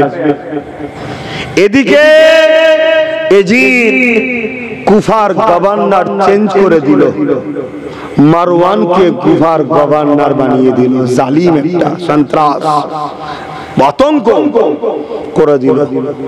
সে আসার পর হুঙ্কার দিল, রাজত্ব থেকে রাজার বিরোধী যদি কেউ করো, তার জন্য কিন্তু কঠিন শাস্তির ব্যবস্থা রয়েছে। এরপরেও কিন্তু কিছু মানুষ ইমামে হোসেন পাক হুজুরের পাশে দাঁড়ালেন, কিন্তু অনেকে ছড়িয়ে ছিটিয়ে গেলেন। অনেক বড় কথা ভাই, মূল জায়গাগুলো বলছি। একদিন মারওয়ান প্রত্যেকটা গোত্রের একটা করে সর্দারকে ডাকলো, ডেকে যে তোমরা এইভাবে আন্দোলন না করে একটা সর্দার আসো। এই স্টাইলে আজকে আমাদেরকে কিনা হচ্ছে। সবাই যখন আন্দোলন করতে নামবে, এই প্রত্যেকটা দলের মাথা কে আছে, তোমরা পার্সোনাল আসো, কথা আছে, সব সমাধান হবে। পার্সোনাল ডেকে ভয়টাই দেখিয়ে মোটা অঙ্কের টাকায় বিক্রি। আজও হচ্ছে না? আগে থেকে চলে আসছে রে বাবা। কিন্তু মারওয়ান সেদিন কি করলো, তোমরা আবার সেই মোবাইল, তোমাদের ভয়ও লাগে না? মানা করিস। মারওয়ান কি করলো, প্রত্যেকটা গোত্রের যারা সর্দার ছিল তাদের কল্লাগুলোকে কেটে গভর্নর অফিসের সামনে ঝুলিয়ে দিয়েছে। আতঙ্ক তৈরি করে দিল। যেমন আজকে কেন্দ্র সরকার আতঙ্ক তৈরি করছে, দেখছেন না? বিভিন্ন জায়গায় মুসলমানকে মারছে আর ফটো করে ছাড়ছে। কেন? যাতে মুসলমান ভয় খেয়ে যায়। ভয় খেয়ে গেলে কি হবে, এরা অন্যায় দেখার পরও আসবে না। কারোর উপরে জুলুম হলে অন্যজন আসবে না, ও মরছে মরুকে যা, আমার যাওয়ার দরকার নেই। এই যে ছন্ন বিচ্ছিন্ন হয়ে গেছি আমরা, একে অপরের ডাকে পাওয়া যায় না, এটাই তো জালিমদের জুলুম করা সহজ হচ্ছে। এভাবে থাকলে পাঁচটাই কিন্তু ভাঙা যাবে। কি ভাঙা যাবে না? পাঁচটাই ভাঙা যাবে। আর এইভাবে ভাঙা যাবে? এইভাবে আমাদেরকে আর রাখেন, আমাদেরকে বিচ্ছিন্ন করে দিয়েছে। তা ইমামে হোসেন পাক হুজুরের কাছে দিকে চিঠি আসছে, আর ওইদিকে এই অবস্থা হয়ে গেল। ঘোষণা করে দিল, যারা ইমাম মুসলিমের কাছে যাবে তাদেরকে কতল করা হবে। বাস এক ধাক্কায় সব ঘরে। শুনছেন তো? যেমন আজকে এক ধাক্কা দিল আমাদের রাজ্য সরকার, কি দিল, যারাই ওয়াকফের বিরুদ্ধে আন্দোলন করবে তাদের আমি সব থেকে বড় দুশমন হব। এক ধাক্কাতে সব আন্দোলন বন্ধ। শুনছেন তো নাকি? মানে দুগলা মারা লোক মুসলমান হলে এরকমই হয়, আর অরিজিনাল মুসলমান হলে আরে তোর রাগ তো হুমকি, আমি সরে গেলে তোর অবস্থা বুদ্ধদেবের মতো হয়ে যাবে। কি হবে না হবে না? আমরা আছি বলে তো টিকে আছিস, আমরা সরে গেলে কুকুরও বুঝবে না। মুসলমান, বাংলার মুসলমান, তোমাদেরকে আল্লাহ শান আলা করেছে। যার দাড়ি পাল্লাই ওঠো তারই পাল্লা ভারী হয়। বুদ্ধদেবের পাশ থেকে সরে গেছিল, বলেছিল না মাদ্রাসায় জঙ্গি হয়, সরে গেছিল, কি হলো? দাদাগিরি ঠান্ডা হয়েছে না? এর এখন দাদাগিরি হয়েছে। আর এ কিন্তু একটা বড় প্ল্যান মেরেছে। সেই প্ল্যানটা হচ্ছে কি, বিরোধী হিসাবে বিজেপিকে এনে রেখেছে। এনেছে, আনন্দবাজার পত্রিকায় দেখেছিলেন না, বিজেপিকে ফন্ডে এনে লড়বো। কেন? মুসলমানের সঙ্গে আমি যত খারাপ ব্যবহারই করি না কেন, মুসলমান বিজেপির ভয়ে আমার কোলেই থাকবে। কিন্তু এই মাইক থেকে বলে যাচ্ছি, মোমেন মুসলমান আর শুধু মুসলমান দুটো এক নয়। মোমেন মুসলমান যে হবে সে বিজেপি কেন ডোনাল্ড ট্রাম্পকেও ভয় করে না। মোমেন মুসলমান একমাত্র ভয় করে একজনকে, তিনি হলেন আল্লাহ। জোরে বলুন কে? জোরে বলুন কে? জোরে বলুন কে? এবার আপনি মোমেন না মুনাফিক আপনার দিলে হাত দিতে পারবেন না। আপনার দিল কি বলছে? আপনার দিল যদি বলে এ জুলুম করছে, করুক গিয়ে যাক, বিজেপি চলে আসবে, তাহলে জানতেন আপনি মোমেন নয়, মুনাফিক। আর মোমেন যদি হয়, আপনি একটাই কথা বলবেন, পুরো পৃথিবীর জালিমের সাথে লড়বো, এর সাথেও লড়বো, ওর সাথেও লড়বো, চল চল চল, আল্লাহ আছে আমাদের সাথে, এই জুলুম সহ্য করা যাবে না।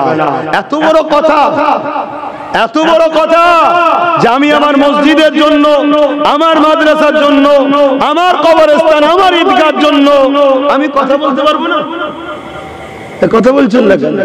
অধিকার আছে না নয়? এত বড় সাহস একে দিল কে? আমরাই দিয়েছি, আমরাই একে ক্ষমতায় এনে রেখেছি। আর আমাদের একদল ইমাম, একদল আলেম, একদল পীর পীরজাদা এদের দালাল হয়ে ঘুরে বেড়াচ্ছে পাচাকে। শুনছেন তো নাকি? ওই সব ইমাম, ওই সব পীর পীরজাদা, ওদের ঈমান আছে কি সুন্দর! আমি ওপেন মাইকে বলে যাচ্ছি, ঘরের মধ্যে কুচকুচ করছি না। যদি গায়ে লাগে তাদেরকে প্রকাশ্য চ্যালেঞ্জ দিচ্ছি, আয় কিতাব নিয়ে কথা হবে, তোদের ঈমান আছে কি টেস্ট করে দেখা হবে। কেন আল্লাহ নবী বলছে, অন্যায় দেখলে হাত দিয়ে রাখো, অন্যায় দেখলে হাত দিয়ে রাখো, হাতে যদি না পারো মুখ দিয়ে রাখো, মুখে যদি না পারো ঘৃণা করে দূরে সরে যাও। কেন্দ্র সরকার আমাদের প্রকাশ্য দুশমন, আমরা তার বিরুদ্ধে হাত দিয়েও লড়ছি, মুখ দিয়েও লড়ছি, তার থেকে ঘৃণা করে আমরা দূরে আছি। আছি না? না, নবীর হাদিস অনুযায়ী আলহামদুলিল্লাহ আমরা ঠিক জায়গায় আছি। দ্বিতীয় নম্বর, এক ইসলামের দুশমন নয়, এই রাজ্য সরকার ইসলামের দুশমন হাকি না। আওয়াজে কথা বলবেন, আপনার নাম ভুলে যাবেন কবরে ঢুকে গেলে। রাত্রিরে ঘুমাবেন, সূর্য উঠবে, আপনি উঠবেন না, কোনো গ্যারান্টি নেই। নিয়ে যে মুসলমান মনে করে কবর দিয়ে আসবে, ওখানে কালা আর কানা দুটো ফেরেশতা আসবে, পিটিয়ে লাল করে ফেলবে। মরণও হবে না, মারও খেতে হবে, 99টা সাপ থাকবে। বাপের গল্প বলছি নি, আল্লাহ নবীর হাদিস বলছি। এইগুলো যে মানে সেই তো মুসলমান, যে মানে না সে তো মুনাফিক বেঈমান। অতএব এই যে কথা বললো, কবরস্থান বিজেপি লুটছে লুটুক, মসজিদের বিরোধী আইন করছে করুক, মাদ্রাসাকে মিটাবে মিটাক, এর বিরুদ্ধে তোমাদের কথা বলা যাবে না। বললে আমি প্রকাশ্য দুশমন। এই কথাটা এই অন্যায় না ভুল? ভুল অন্যায় কথা বলেছে না নাই? কথা ভুল না ঠিক? আল্লাহ নবী বলল, অন্যায়ের বিরুদ্ধে হাত দিয়ে লড়ো, এর বিরুদ্ধে হাত দিয়ে লড়তে হবে। মুখ দিয়ে লড়ো, এর বিরুদ্ধে মুখে প্রতিবাদ করতে হবে। অন্তর থেকে ঘৃণা করো, এর বিরুদ্ধে ঘৃণা করতে হবে। এই তিনটে না থেকে যদি এর দালালি কেউ করে, সে মুসলমান কিসে? নবী বলছে তার মধ্যে ঈমান নেই। নবীর কথা আপনারা মানবেন নাকি না?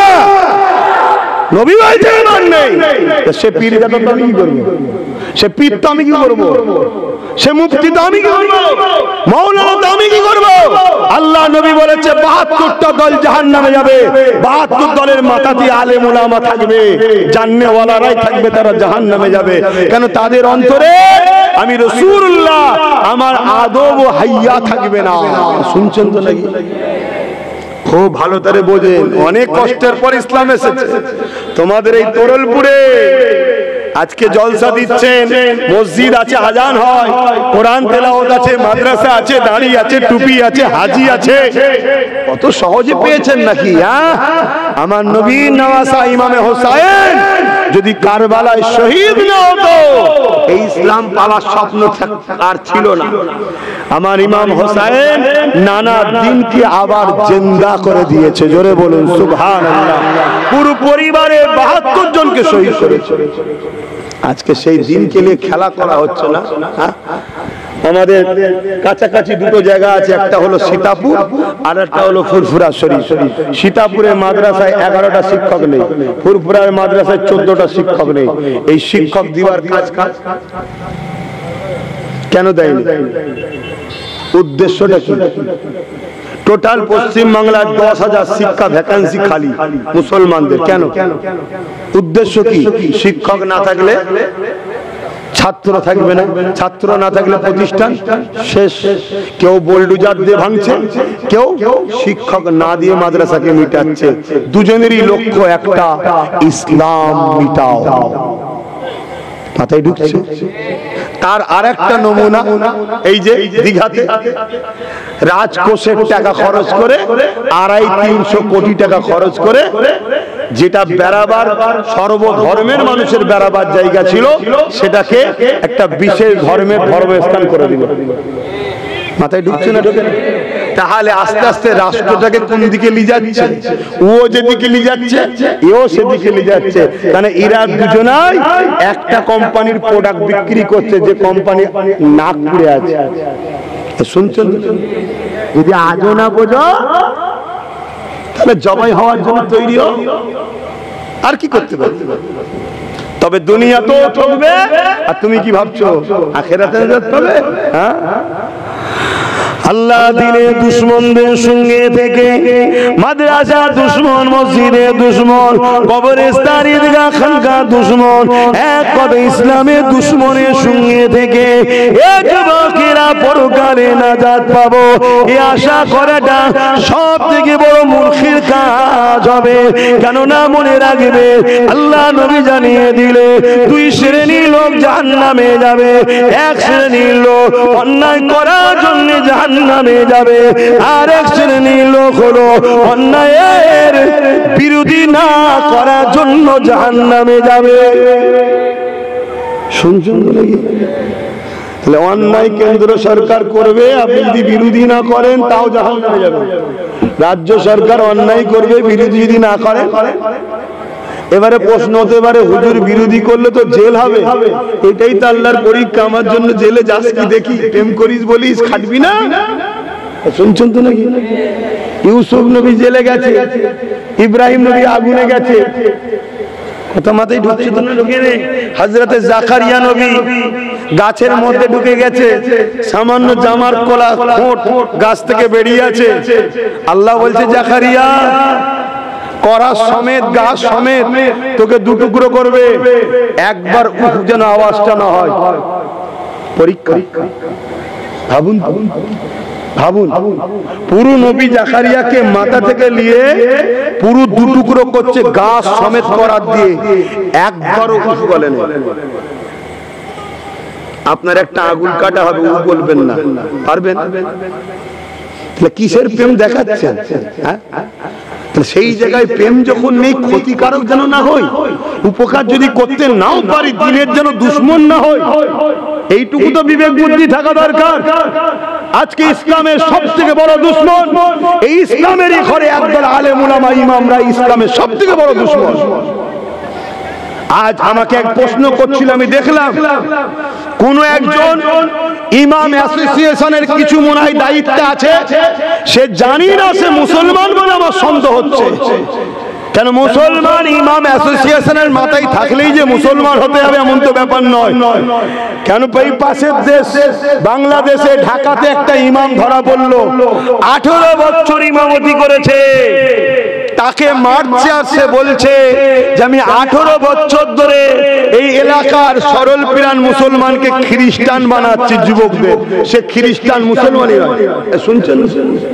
তাহলে এই যে ইমামটা বললো যে আমাদের ঘরে তো কেউই সম্মান দেয়নি, তবুও রাজ্য সরকার নাকি ছিঁড়া জুতো সম্মান দেয়। তাই তোমরা কি ছিঁড়া জুতো সম্মান নিতে চাও? আল্লাহ তোমাদেরকে সম্মান দেয়নি।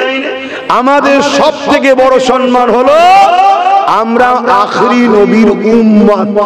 এর থেকে বড় আর কি চাও? আমরা রাগের মাথায় অনেকে বলে ফেলি আমাদের কপাল ফাটা। খবরদার বলবেন না, বলার পরেই আজ থেকে এই কথাটা মনে করে তওবা করবেন। আরে আমি কপাল ফাটা কি করে হতে পারি? আমি আখরি নবীর উম্মত। মুসা নবী, ঈসা নবী, দাউদ নবী, সুলাইমান নবী, সব নবী যে নবীর উম্মত হতে চেয়েছে আল্লাহ আমাকে সেই নবীর উম্মত করেছে। আর আমি বলছি কপাল ফাটা। আর সেই উম্মত আজকে দালালি করতে করতে করতে নিজেকে ছেঁড়া জুতো বানিয়ে ফেলেছে। এই সব দালাল ইমাম ছেড়ে রেখেছে। এদের কাজ কি? এরা মসজিদে পর্যন্ত দাঁড়িয়ে কসম খেয়ে শপথ করাবে, জনগণকে শপথ করাবে যে মাদ্রাসার দুশমন এই মুনাফিকের সাথে। শুনছেন তো নাকি? এই জন্য সব ছেড়ে রেখেছে। আমি আবার বলে যাচ্ছি, আপনারা দাওয়াত করবেন কি করবেন না, জলসায় আমার যাবেন কি যাবেন না, ওসবের ধার আব্বাস সিদ্দিকী ধরে না। আমি আমিনার লালের গোলাম। আমার দিনের সঙ্গে যে লাগবে, ক্ষমতা থাকলে হাত দিয়ে তার সাথে যুদ্ধ করব, না হয় মুখ দিয়ে প্রতিবাদ চলবে। শুনছেন তো নাকি? সে যেই হোক, আমার আব্বাজান হলো ছান্ন। কেন? আমার আব্বার আগেও আমার মোহাম্মদ রসুল। জোরে বলেন সুবহানাল্লাহ। শুনছেন তো নাকি? আর আমার ভাই যদি নওশাদ হয়, ওরও ছাড় নাই। কেন? ও আমার ভাই হতে পারে, কিন্তু আমার জান্নাতে ও লি যাবে না, আমায় জান্নাতে আমিনা লাল লি যাবে। জোরে বলুন সুবহানাল্লাহ। শুনছেন তো নাকি? আপনারা পিছনের ভাইরা অসুবিধা হচ্ছে নাকি? মন দিয়ে শোনে, হুঁশ কেটে যাবে। সূরা বাকারা, আচ্ছা কোরআনে যা আছে সত্য না মিথ্যা? কোন একটা জিনিস মিথ্যা আছে কোরআনে? কেউ প্রমাণ করতে পারবে? কোরআনে সূরা বাকারার মধ্যে আল্লাহ বলছে, তোমরা আমাকে ও আমার হাবিবকে ছেড়ে যারকে গুরুত্ব দেবে, আমি আল্লাহ তার হাতে তোমাদেরকে জিল্লাত দিয়ে মিটিয়ে দেব। শুনছেন? খুব সাবধান, খুব সাবধান।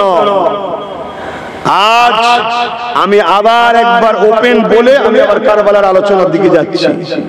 কেন্দ্র সরকার হলো আমাদের প্রকাশ্য দুশমন। কেন্দ্র সরকার কি আমাদের প্রকাশ্য দুশমন, আর রাজ্য সরকার হলো আমাদের বন্ধু সেজে মুনাফিক দুশমন। কথা মাথায় ঢুকছে? এবারে বলুন, প্রকাশ্য দুশমন বেশি ভয়ানক না বন্ধু সেজে? এটা কি আপনার কথা না রাসূলের কথা? নবী বলেছেন, আমার বড় ভয় হয় আমার উম্মতকে প্রকাশ্য দুশমনরা মিটাতে পারবে না, বন্ধু সুরাতে দুশমন মিটাবে। মাথায় ঢুকিয়ে নাও, যত তাড়াতাড়ি ঢুকাবে তত তাড়াতাড়ি তোমরা বাঁচবে। এরপরও যদি না ঢোকে, বাচ্চাগুলোর জন্য কাফন কিনে রেখে দিও। টার্গেট কিন্তু বাচ্চাদের উপরে, নতুন প্রজন্ম রাখবে না। আসেন আমরা কারবালার দিকে যাই। ইমামে হোসেন হুজুর এদিকে যখন মুসলিম হুজুরের চিঠিটা পেয়ে গেলেন, হুজুর আমার সাহাবাদেরকে দেখাতে লাগলেন, এ বাবা সাহাবারা দেখো গো বাবা, আমার ভাই মুসলিম চিঠি দিয়েছে, আমি আর দেরি করবো না, রওনা দিয়ে দেবো। রওনা দিতে শুরু করলেন। কোথায় যাচ্ছেন? কুফা দাওয়াতে যাচ্ছেন, যুদ্ধে নয়, কুফা দাওয়াতে যাচ্ছে। এদিকে কুফা দাওয়াতে যাবার সময় স্ত্রী রয়েছে, 3টে সন্তান রয়েছে, ইমামে হাসান হুজুরের সন্তানেরাও রয়েছে, এমন করে তিনার বোন, এমন করে তিনিও রয়েছে। এ যুবকেরা, ইমামে হোসেন হুজুরের একটা কলিজার টুকরি কন্যা সন্তান ছিল, হযরত সুকাইনা, তিনিও যেতে লেগেছে। এইভাবে 72 জন কাফেলা নিয়ে রওনা দিয়েছে। কোথায় যাচ্ছেন? কুফার জমিনে। কেননা দাওয়াত দিয়েছে, দাওয়াত কবুল করা কোনো সুন্নাত। এই যখন যেতে লেগেছে, রওনা দিয়ে দিয়েছে, এদিকে দেখা যায় এমন করে এজিদ বাহিনী ইমামে মুসলিম হুজুরকে পাকড়াও করার জন্য এ যুবকেরা এমন করে অর্থর বাজেট লাগালো। কে আছে ইমামে মুসলিমকে ধরে দেবে, তাকে এত অর্থ দেওয়া হবে, এত টাকা দেওয়া হবে। ওই সময় একজন মুসলিম নামদারি, এই যুবকেরা ইসলামের সবথেকে বড় ক্ষতি মুনাফিক মুসলমানরা করেছে। মাওলা আলীকে শহীদ করেছে কারা? ইহুদি, খ্রিস্টান, হিন্দুরা করে নেগো। দাড়ি টুপি রাখা, নামাজ পড়েছে ফজরে, মাওলা আলীর পিছনে ক্রীড়া করে সুযোগ বুঝে মাওলা আলীকে কুফা কারার জামে মসজিদে শহীদ করেছে নামাজি। শুনছেন? হযরত উসমান গনিকে শহীদ করেছে কারা? ইহুদি, খ্রিস্টান, হিন্দুরা? না না না, দাড়িওয়ালা, টুপিওয়ালা, পাগড়িওয়ালা ইমাম হযরত উসমান গনির বাড়িতে 40 দিন হুজুরের পেছনে ইক্তেদা করে নামাজও পড়েছে। সময় বুঝে তারা বিদ্রোহ চালিয়ে দিয়েছে। ইমাম হযরত উসমান গনি বাড়ির উপর থেকে দাঁড়িয়ে বলতে লেগেছে, কি করে তোমরা এত বড় গাদ্দারি করো? যে মুখে রাসূলুল্লাহ কলেমা পড়ো, সেই মুখে নবীর জামাতা হযরত উসমানকে তোমরা শহীদ করতে এসেছো, তোমাদের কি আখিরাতের ভয় হয় না? এই কথা শোনার পরও তারা পরিবর্তন হয়নি। ইমামে হোসেন হযরত উসমান গনিকে তারা শহীদ করেছে। এ যুবকেরা, এই দাড়ি টুপিওয়ালাদের মধ্যে সাহাবাদেরকে শহীদ করা যদি লোক থাকতে পারে, আজকের ইমামদের মধ্যে, আজকের পীর জাদা আলেম মুফতির মধ্যে এই নিরীহ মুসলমানগুলোকে বিপদের সম্মুখীন করে দিয়ে ইসলামের দুশমনদের কাছে অর্থ নিয়ে তোমাদেরকে বিপদে ফেলার জন্য এদের কোনো পিছপা হওয়ার কোনো ব্যাপার থাকবে না। শুনছো তো নাকি? তাই আমার বক্তব্য, নিজে প্রস্তুত নাও, নিজের হাতে পাওয়ার রাখো, নিজের হাতে লাঠি লাও। ছিল না ইদিক উদিক ডায়ে বায়ে যা করেছো করেছো। নবী বলছেন কোরাইশের নেতৃত্ব মানো। কোরাইশ ঘরের ছেলে নেতৃত্ব দিতে নেমেছেন নওশাদ। বুঝো, মাথায় ঢুকো, সময় এখনো আছে, আল্লাহ যদি চায় পরিবর্তন। হযরত ইমামে হোসেন পাক বেরিয়ে গেছে, আর ওই দিকে ইমাম হোসেনকে, ইমাম মুসলিমকে কেউ যদি ধরে দাও তাহলে তার জন্য অনেক অর্থ দেওয়া হবে। লোক বেরিয়ে পড়লেন। কুফার জামে মসজিদে গিয়ে একজন লোক হাজির হলো, মুখে বড় দাড়ি, মাথায় টুপি, হাতে তসবিহ। দেখলে মনে হবে দরবেশ, ফেরেশতা, আল্লাহর ওলি। হাজির হয়ে দেখছে একজন লোক বসে, নামাজ হয়ে গেল, জামাতে সবাই চলে যাচ্ছে, একজন বসে বসে জিকির করছে। তার কাছে গিয়ে বলল, ভাই আমি এই জিদের হাতে বায়াত হব না, আমি ইমাম মুসলিম হুজুর এসেছে শুনলাম নাকি, আমি তিনার কাছে বায়াত হতে চাই, তিনার কি কোথায় আছে পাতা বলতে পারবেন? উনি তো বলতে চাইনি, বিশ্বাস করতে চাইনি, খোদার ঘরে কসম খাচ্ছে। শুনছেন তো নাকি? খোদার ঘরে কসম খাচ্ছে। আজও খোদার ঘরে কসম খাওয়ানো হয়। শুনছেন আমি কার জন্য? বেঈমান কাফের নেতাদের জন্য খোদার ঘরকে ব্যবহার করা হয়। এরা কত বড় জালিয়াত, বুঝতে পারছেন? আমি আপনাকে প্রমাণ দিয়ে বলছি, প্রমাণ দিয়ে কথা বলছি। আপনি যদি আরো তথ্য চান, কোন লজে, কোন হলে ইমামদের মিটিং হয়েছে, হয়ে কি আলোচনা হয়েছে, কোন মসজিদে গিয়ে তারপরে কি করেছে, সব তথ্য আছে আমার কাছে। এদের কি তাহলে কি আলেম ওলামা ছেড়ে দেবেন? কি গো না, আলেম ছাড়লেও তো আবার হবে না। কেন আল্লাহ নবী বললেন, আল উলামা ওয়ারাসাতুল আম্বিয়া, আলেমরাই হলো আমার ওয়ারিস। জোরে বলুন সুবহানাল্লাহ। তাহলে চিনবেন কি করে কোনটা হক কোনটা না হক? আমি কয়েকটা চিনার নমুনা আপনাদের বলে যাচ্ছি, শুনছেন আপনারা? কি গো শুনছেন? কয়েকটা নমুনা বলে যাচ্ছি। প্রথম নম্বর নমুনা হলো, হক আলেমদের লক্ষ্য থাকবে আপনাদের ঘরে আল্লাহর রাসূলের সঙ্গে জুড়া। জোরে বলুন সুবহানাল্লাহ। কি লক্ষ্য থাকবে? আল্লাহ রাসূলের সঙ্গে জুড়া। হাজারো আলোচনা করবে, নামাজের আলোচনা, রোজার আলোচনা, যাকাতের আলোচনা, দান খায়রাতের আলোচনা, পর্দার আলোচনা, সব আলোচনা করবে, কিন্তু বেশি আলোচনা করবে নবীর আদব, প্রেম, ঈমান নিয়ে। এটা হলো হক উলামাদের নমুনা। কথা মাথায় ঢুকছে? কেন ডিউটিতে যদি কিছু ভুল হয় কি হতে পারে? হয় মাইনে কাটা যাবে, আর মালিক যদি বড় দয়ালু হয় মাইনে কাটবে। একটুখানি বদমাশি করবি না, খবরদার পরের মাস থেকে হেলে যা, তাই তো নাকি? আবারও যদি ভুল হয়ে যায়, মালিক যদি বড় দয়ালু হয়, আবার বলবে এরকম করছিস কেন, ডিউটি ঠিক করে কর, আবার কিন্তু মাইনে দেবে। দুনিয়ার ক্ষেত্রে যদি এটা হতে পারে, আল্লাহ তো আমাদের বড় দয়ালু মালিক, তাই তো নাকি? আমাদের ডিউটি নামাজ রোজা হজ যাকাত দান খায়রাত এগুলো হচ্ছে ডিউটি।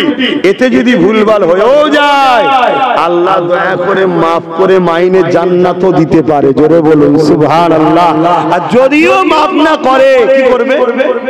একটু মাইনে কাটবে, তার মানে যে ভুলগুলো করেছিস তার জন্য একটু জাহান্নামে দেবে, আযাব খাটিয়ে আবার জান্নাত দেবে। জোরে বলুন সুবহানাল্লাহ। কিন্তু ঈমানে যদি দাগ লেগে যায়, ঈমান যদি সামান্যটুকু নষ্ট হয়ে যায়, কি গো বলবেন তো? জাহান্নামে ঢুকবে আর কোনোদিন বেরোবে না। খুব ভালো করে শোনে, হাক্কানি উলামাদের নমুনা নামাজের কথাও বলবে, রোজার কথাও বলবে, হজ যাকাত দান খায়রাত পাক নাপাক পর্দা পুশিদা সব বলবে, কিন্তু বেশি করে চাইবে উম্মতকে নবীর প্রেম ও আদবে হুজুরের সঙ্গে জুড়ার। কেন হুজুরের সঙ্গে যে জুড়বে আল্লাহর রহমত ছাড়া যেমন কামিয়াবি হওয়া যায় না, আল্লাহর রহমতটাই হলো হুজুর। জোরে বলুন সুবহানাল্লাহ। ওয়া মা আরসালনাকা ইল্লা রাহমাতাল লিল আলামিন। শুনছেন তো নাকি? হুজুর ছাড়া কামিয়াবি না। এজন্য হাক্কানি উলামাদের আরো একটা নমুনা বলে যাচ্ছি, শুনছেন তো নাকি? হাক্কানি উলামাদের আরেকটা নমুনা হলো, সময়ের শাসক যদি জালিম হয়, সময়ের শাসক যদি জালিম হয়, হাক্কানি উলামাদের সঙ্গে টক্কর হবে, মহব্বত হবে না। শুনছেন? আপনি মিলিয়ে দেখুন, মিলিয়ে দেখুন। হয়তো আমার অনেক ভাইয়েরা বলতে পারে যে হুজুর আপনি এই নেতা রাজনীতি বিষয়ে কথা বলছেন কেন? আরে জাহেল মূর্খ, যদি না জানা থাকে জেনে নে, সমস্ত নবীদের সুন্নাত হলো জালিম শাসকের বিরুদ্ধে কথা বলা। জোরে বলুন সুবহানাল্লাহ। মুসা নবী কার বিরুদ্ধে বলেছেন? ফেরাউন কে ছিল? ইব্রাহিম নবীকে কার বিরুদ্ধে বলেছে? শুধু জালিম বলা হবে না, জালিম শাসক। ইব্রাহিম নবী কার বিরুদ্ধে কথা বলেছে? নমরুদ কে ছিল? এটা উলামারা বলেন কে ছিল? জালিম শাসক ছিল। আমার নূর নবী দয়ান নবী কার সঙ্গে লড়াই হয়েছে? আবু জেহেল উতবা সাইবা আবু লাহাব উমাইয়া এরা কারা ছিল? রোমের বিরুদ্ধে, পারস্যের বিরুদ্ধে, কিসরার বিরুদ্ধে, কাইসারের বিরুদ্ধে। এরা কারা? পৃথিবীর সুপার পাওয়ার ছিল রোম আর পারস্য। 1000 বছরের আগুনের উপাসনা করত, জানেন তো নাকি? হ্যাঁ, আমার নবী লড়াই হয়েছে না হয়নি? হ্যাঁ। তাহলে প্রকৃত উলামা তো সে যার সঙ্গে সময়ের শাসকের। চলে আসুন, ফিরে আসি নবীর পরেই সিদ্দিক আকবর, তিনার সঙ্গে লড়াই হলো কার? মুসাইলামাতুল কাজ্জাব। চলে আসুন উমর ফারুক, তিনার সঙ্গে লড়াই হলো কার? বাস্তা হিরাকিল। চলে আসুন একদম ইমামদের দিকে, ইমামে আজম জালিম শাসকের সঙ্গে লড়াই, ইমাম মালিক জালিম শাসকের সঙ্গে টক্কর, জানেন তো? ইমাম সুফিয়ান সাউরি জালিম শাসকের সঙ্গে লড়াই, ইমাম বুখারী জালিম শাসক তাকে এত অত্যাচার করেছিল তিনি তেনার বুখারা ছেড়ে দিয়ে চলে গেছেন। শুনছেন? চলে আসেন আমার দেশে হযরতে সুলতান হিন্দ গরিব নওয়াজ খাজা মঈনুদ্দিন আজমিরের সঙ্গে লড়াই হয়েছিল কার? জালিম পৃথ্বীরাজ চৌহান শাসক। হযরতে মুজাদ্দিদ আল-ফিসানির সঙ্গে লড়াই হয়েছিল কার? জালিম হতভাগা জাহান্নামী আকবর। জানেন তো? আকবর কি করেছিল জানেন? এই আপনাদের অসুবিধা হচ্ছে না? খিদে লেগেছে না? খুব টেনশনে পড়ে গেছে যে হুজুর যা বলছে কি করি বলি? সত্যি তো কথাগুলো তো ঠিকই, কথাগুলো সব ঠিকই। দিনের শেষে বলবে কি করা যায় বল, চোর তাড়াতে গিয়ে তো ডাকাত চলে আসবে। এই ভয়টা তোমাদের মধ্যে ঢোকালো কে? এই ভয়টা খেয়াল করে দেখো তো, আলেম ওলামারাই ঢুকিয়েছে না ঢুকায়নি? এক কথা বলেন, কিন্তু আলেম ওলামারা কেন ঢুকালো? আলেম ওলামার দ্বারা ঢুকানো হয়েছে। সব আলেমের কথা বলছি না, আলেম ওলামা দ্বারা ঢুকানো হয়েছে। কেন ঢুকানো হয়েছে জানেন? বলবো আমি না, আপনারা জানেন? হ্যাঁ, তাহলে তার আগে তো আকবরের কথাটা বলে নি, শয়তানটার কথা। নামটা কত সুন্দর, আকবর, তাই তো নাকি? নামটা শুনে মনে হচ্ছে ফেরেশতা ফেরেশতা ভাব, কিন্তু কাজ ছিল ইবলিসের থেকেও বড়। ইবলিস যা করেনি হতভাগা আকবর তাই করেছিল। প্রত্যেকটা সিঁড়িতে উঠতো, দুই দিকে দুটো করে নারী রেখেছিল রাখেল হিসাবে। কত বড় শয়তান ভাবতে পারছেন? আমার মুগলে আজম বলা হয়, শুনছেন? ও বদমাইশ কোরআনের বিরুদ্ধে একটা কিতাব লিখেছিল, দ্বীনে ইলাহি। কি নাম? ও চেয়েছিল কোরআনকে ব্যান করে দিয়ে দ্বীনে ইলাহি প্রচার করব। তাহলে কত বড় শয়তান ভাবতে পারছেন? শয়তানের রাম রিস্ক নিয়েছে ভাই, ইবলিস কে রাম রিস্ক নিয়েছে কখনো যে কোরআনের বিরুদ্ধে একটা কিতাব লিখবো? আকবর লিখেছে। আচ্ছা, কাদেরকে দিয়ে লিখাবে আকবর? ও কি নিজে লিখতে পারবে? তাহলে কাদেরকে দিয়ে লিখেছে বলবেন তো? জাতা আলেম, এই জাতা আলেম পারবে? হাই কোয়ালিটির এ ক্যাটাগরির ছাত্র, তাদেরকে মোটা অঙ্কের টাকা দিয়ে খরিদ করেছে, সব টাকায় বিক্রি হয়ে গেছে। লিখে লিখে লিখে লিখে লিখে ধীরে ইলাহি লিখা হয়ে গেল, এক বিশাল গাছে টাঙিয়ে দেওয়া হলো লাল কাপড় দিয়ে জড়িয়ে। লোক সকালবেলা উঠে দেখছে, আরে ওখানে কি রে, ওখানে কি রে? ভিড় হচ্ছে, ভিড় জমে গেল। আকবর এসে হাজির। নবাব আকবর বলল, গত রাত্রে আমি খবরে দেখেছি আমার উপরে একটা কিতাব নাজিল হচ্ছে। তার মানে কি নবী দাবি করলো? শুনছেন তো নাকি? সতেরো শয়তান ছিল, দেখো কি জোরে করছে, রাজ ক্ষমতার জোরে। কি জোরে? রাজ ক্ষমতার জোরে। আকবরের এই কথাকে সবাই অস্বীকার করলো, মানা যাবে না। আকবর তাদেরকে জেলে ভরলো, প্রশাসন দিয়ে মিলিটারিতে পিটতে লাগলো, জুলুম করতে লাগলো, ভয়ে মানা শুরু করলো। কিন্তু কজনকে মারবে রে বাবা? মারা কি সম্ভব? আকবর ওই উলামাদের ঘরে বলে দিলে, আরো আলেম খোঁজ, পয়সা দে, সব এলাকায় এলাকায় প্রচার কর। আরে সময়ের সাথে সাথে সবকিছু চেঞ্জ হতে পারে। আল্লাহ পাক তাই আকবর আমাদের বাদশার উপরে দ্বীনে ইলাহি নাযিল করেছে। সব মানতে শুরু করলো। মুজাদ্দিদ আল-বাসানির কানে আওয়াজ গেল, হুজুর আকবরের বিরুদ্ধে চরম ভাবে দাঁড়িয়ে গেল। হুজুরের পাশে গুটি কত আলেম, আর বাকি সব আকবরের দিকে বিক্রি হয়ে গেছে। এক ভয়, মিলিটারির ভয়, পুলিশের ভয়, আবার টাকাও দিচ্ছে। আজকেও যেমন পুলিশের ভয়, বিরোধী করলে যদি জেল হয়ে যায়। আরে তোর কপালে জেল থাকলে বিরোধী না করলেও জেলে যেতে হবে। মানেন তো নাকি? মানেন? বেচারি কাজ করতে গেছে বাইরে, পেটের জ্বালাই বাইরে কাজ করছে কত বছর, 50 বছর। হঠাৎ করে বলছে তুই তো পাকিস্তান বাংলাদেশি রে, চ জেলে যাচ্ছে না, যায় না কেন? কি দোষ করেছে? কি দোষ করেছে? দেখছেন কেসমতে ওরা আছে। কারো দুদিন খাটা কপালে লিখা আছে, দুদিন খাটছে। কেউ 3 দিন খাটা 3 দিন খাটছে। কেউ আবার জেলের মধ্যে পিটানি খেয়ে মরেও যাচ্ছে, কপালে লিখা আছে।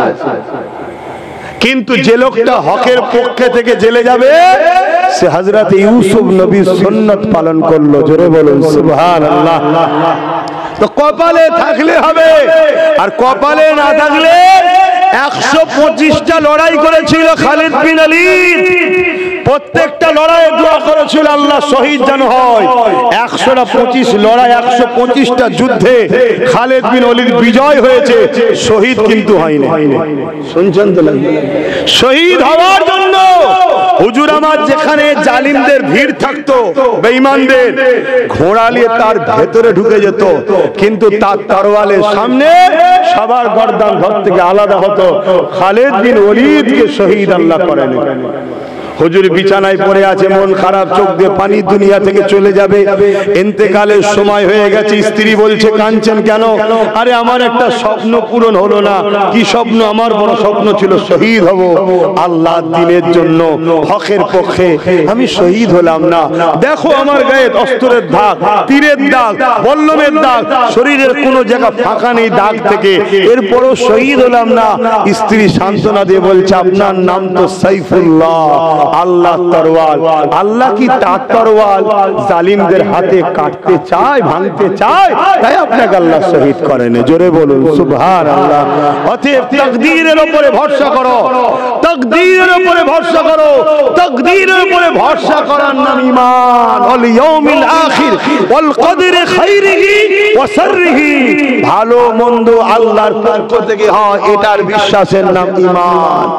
আমরা বিশ্বাস করি, যদি বিশ্বাস করা আলহামদুলিল্লাহ।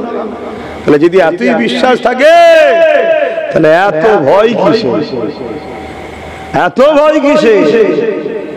ভাইরা আমার, আবার বলে যাচ্ছি, কি কথা বললাম? হতভাগা আকবর মুজাদ্দিদ আল-পেশানির সঙ্গে আলেমদের লড়াই শুনে আকবরের বিরুদ্ধে মুফতি আর মুজাদ্দিদ আল-পেশানির লড়াই, বাহাসের উপরে বাহাস, চ্যালেঞ্জের মোকাবেলা। মুজাদ্দিদ আল-পেশানির বয়স হয়েছে তো কি হয়েছে, ইমানি তেজ তো আছে। ওই মোকাবেলায় আকবরের উলামারা সব তোপের মতো উড়ে চলে গেল, কেউ টিকতে পারছে না। আরে হকের কাছে কেউ টিকতে পারে নাকি? কোরআনের পরে কোনো কিতাব আসবে নাকি? আপনাদের লাগবে? হ্যাঁ লাগবে, কারণ আর আখেরি নবীর পরে কোন নবী আসবে নাকি? লাগবে কারো? লাগবে না। যদি কেউ আকাশ থেকে উড়েও যায়, মরাকে যদি জিন্দাও করে বলে নবী, আমি জানবো এ শয়তান, এটা মাথায় থাকবে তো নাকি? আকাশ দিয়ে উঠছে, উঠতে উঠতে যদি বলে আমি তো নবী রে, জানবেন বড় শয়তান। আল্লাহ আমাদের পরীক্ষা নিচ্ছে, চোখে উড়ার পাওয়ার দিয়েছে। মরাকে জিন্দা করে দিয়েছে, আমার সামনে মরে গেছে, ওসে বলে ওঠ, উঠে জিন্দা হয়ে গেছে। এরপরও জানবেন ও শয়তান, নবী নয়। কেন? আল্লাহ আমার পরীক্ষা নিচ্ছে, মরাকে জিন্দা করে আমি কতটা ঈমান কোরআনের উপরে, রাসূলের উপরে রাখি।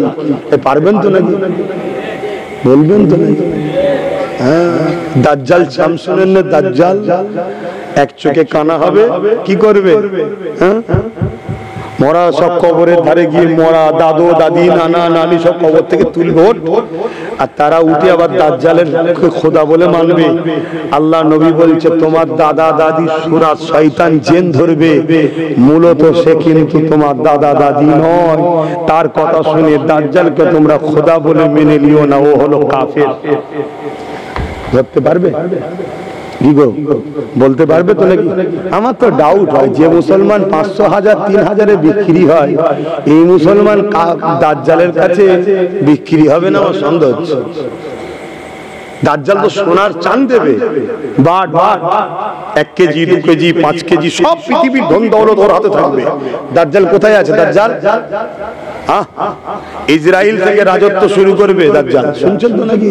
পৃথিবী কিন্তু একেবারে শেষের দিকে। লোভ লালসায় পড়ে আর হারাম খেয়ে ফেলুনি। শয়তানদের লক্ষ্য হলো মুসলমানকে জোর করে মিটানো সম্ভব না, এদেরকে হারাম খাওয়াও, এদের ভেতরে হারাম ঢুকিয়ে দাও। হারাম ঢুকে গেলে এরা অটোমেটিক খারাপের দিকে চলে যাবে। অতএব একটু বুঝে বুঝে খাও। কিসের টাকা খাচ্ছ? মদের টাকা নয় তো, দেহ বিক্রি করার টাকা নয় তো, সুদের টাকা নয় তো, তুলা তুলা টাকা নয় তো, চাকরি বিক্রি করা চুরি করার টাকা নয় তো। কিসের খাচ্ছ একটু দেখো, দেখে দুকে খাও। এত খিদে লেগেছে, দেখা দেখি সময় নেই, ঘর থেকে পেট ভর্তি করে খেয়েছে, বাইরে এসে দেখছে মুরগির বিরিয়ানি, মরা মুরগি না কাটা মুরগি দেখা দেখি নেই, বসে গেছে। হাই রে হাই রে হাই রে। এই সময় মুজাদ্দিদ আল-পেশানি হুজুর আকবরের বিরুদ্ধে লড়াই করলো, অনেক বড় কথা। আল্লাহ মুজাদ্দিদ আল-পেশানিকে বিজয় দিয়েছিলেন। জোরে বলুন সুবহানাল্লাহ। মুজাদ্দিদ আল-পেশানির সঙ্গে লড়াই হলো কার? জালিম শাসকের। মাথায় থাকবে। ইসলামকে মিটাতে চাই কেন? ইসলাম দাঁড়িয়ে আছে কুনতুম খায়রা উম্মাতিন উখরিজাত লিন-নাস তা'মুরুনা বিল মা'রুফ ওয়া তানহাউনা আনিল মুনকার। যেমন ট্রেন যায় দুটো পাট্টির উপর দিয়ে, ইসলামের গাড়িটাও যায় দুটো পাট্টির উপর দিয়ে। অন্যায়কে মিটাও, ন্যায়কে প্রতিষ্ঠিত করো, এর নাম হলো ইসলাম। আর আমরা ইসলামকে এখন কি করেছি? ওই মসজিদে নামাজের মধ্যে বেঁধে দিয়েছি, রোজার মধ্যে বেঁধে দিয়েছি, হজের মধ্যে বেঁধে দিয়েছি, দাড়ি টুপি মোল্লা মলি সাহেব, এর নাম ইসলাম। এর নাম ইসলাম? নামাজ তো অনেক পরে এসেছে, নামাজ তো মেরাজ থেকে এসেছে। ইসলাম তো অন্যায় মিটাবার নাম। আমার নবী তো পুরো পৃথিবীর অন্যায়ের সাথে লড়াই করেছে, জুলুমকে মিটিয়েছে, তারপরে 11টা বছর ধরে জুলুম মিটাবার পরে পৃথিবীতে সাম্য শান্তি প্রতিষ্ঠিত রাসূল করেছে। জোরে বলুন সুবহানাল্লাহ। আল্লাহ পাক তখন আমার নবীকে বললেন, আসো হাবিব। মেরাজে আমার নবী গেলেন, আল্লাহ পাক তখন বললেন, এই পাক পবিত্র জমিনে এবারে নামাজের আবাদ করুন, রোজার আবাদ করুন। এই যে চাষ শুরু হলো, শুনছেন তো নাকি?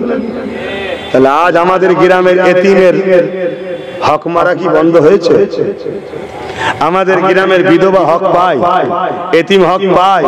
গ্রামের জুলুম বন্ধ হয়েছে, অত্যাচার বন্ধ হয়েছে, গেঁজার ব্যবসা বন্ধ হয়েছে, লুট বন্ধ হয়েছে, মদের আড্ডা বন্ধ হয়েছে, নেশা বন্ধ হয়েছে।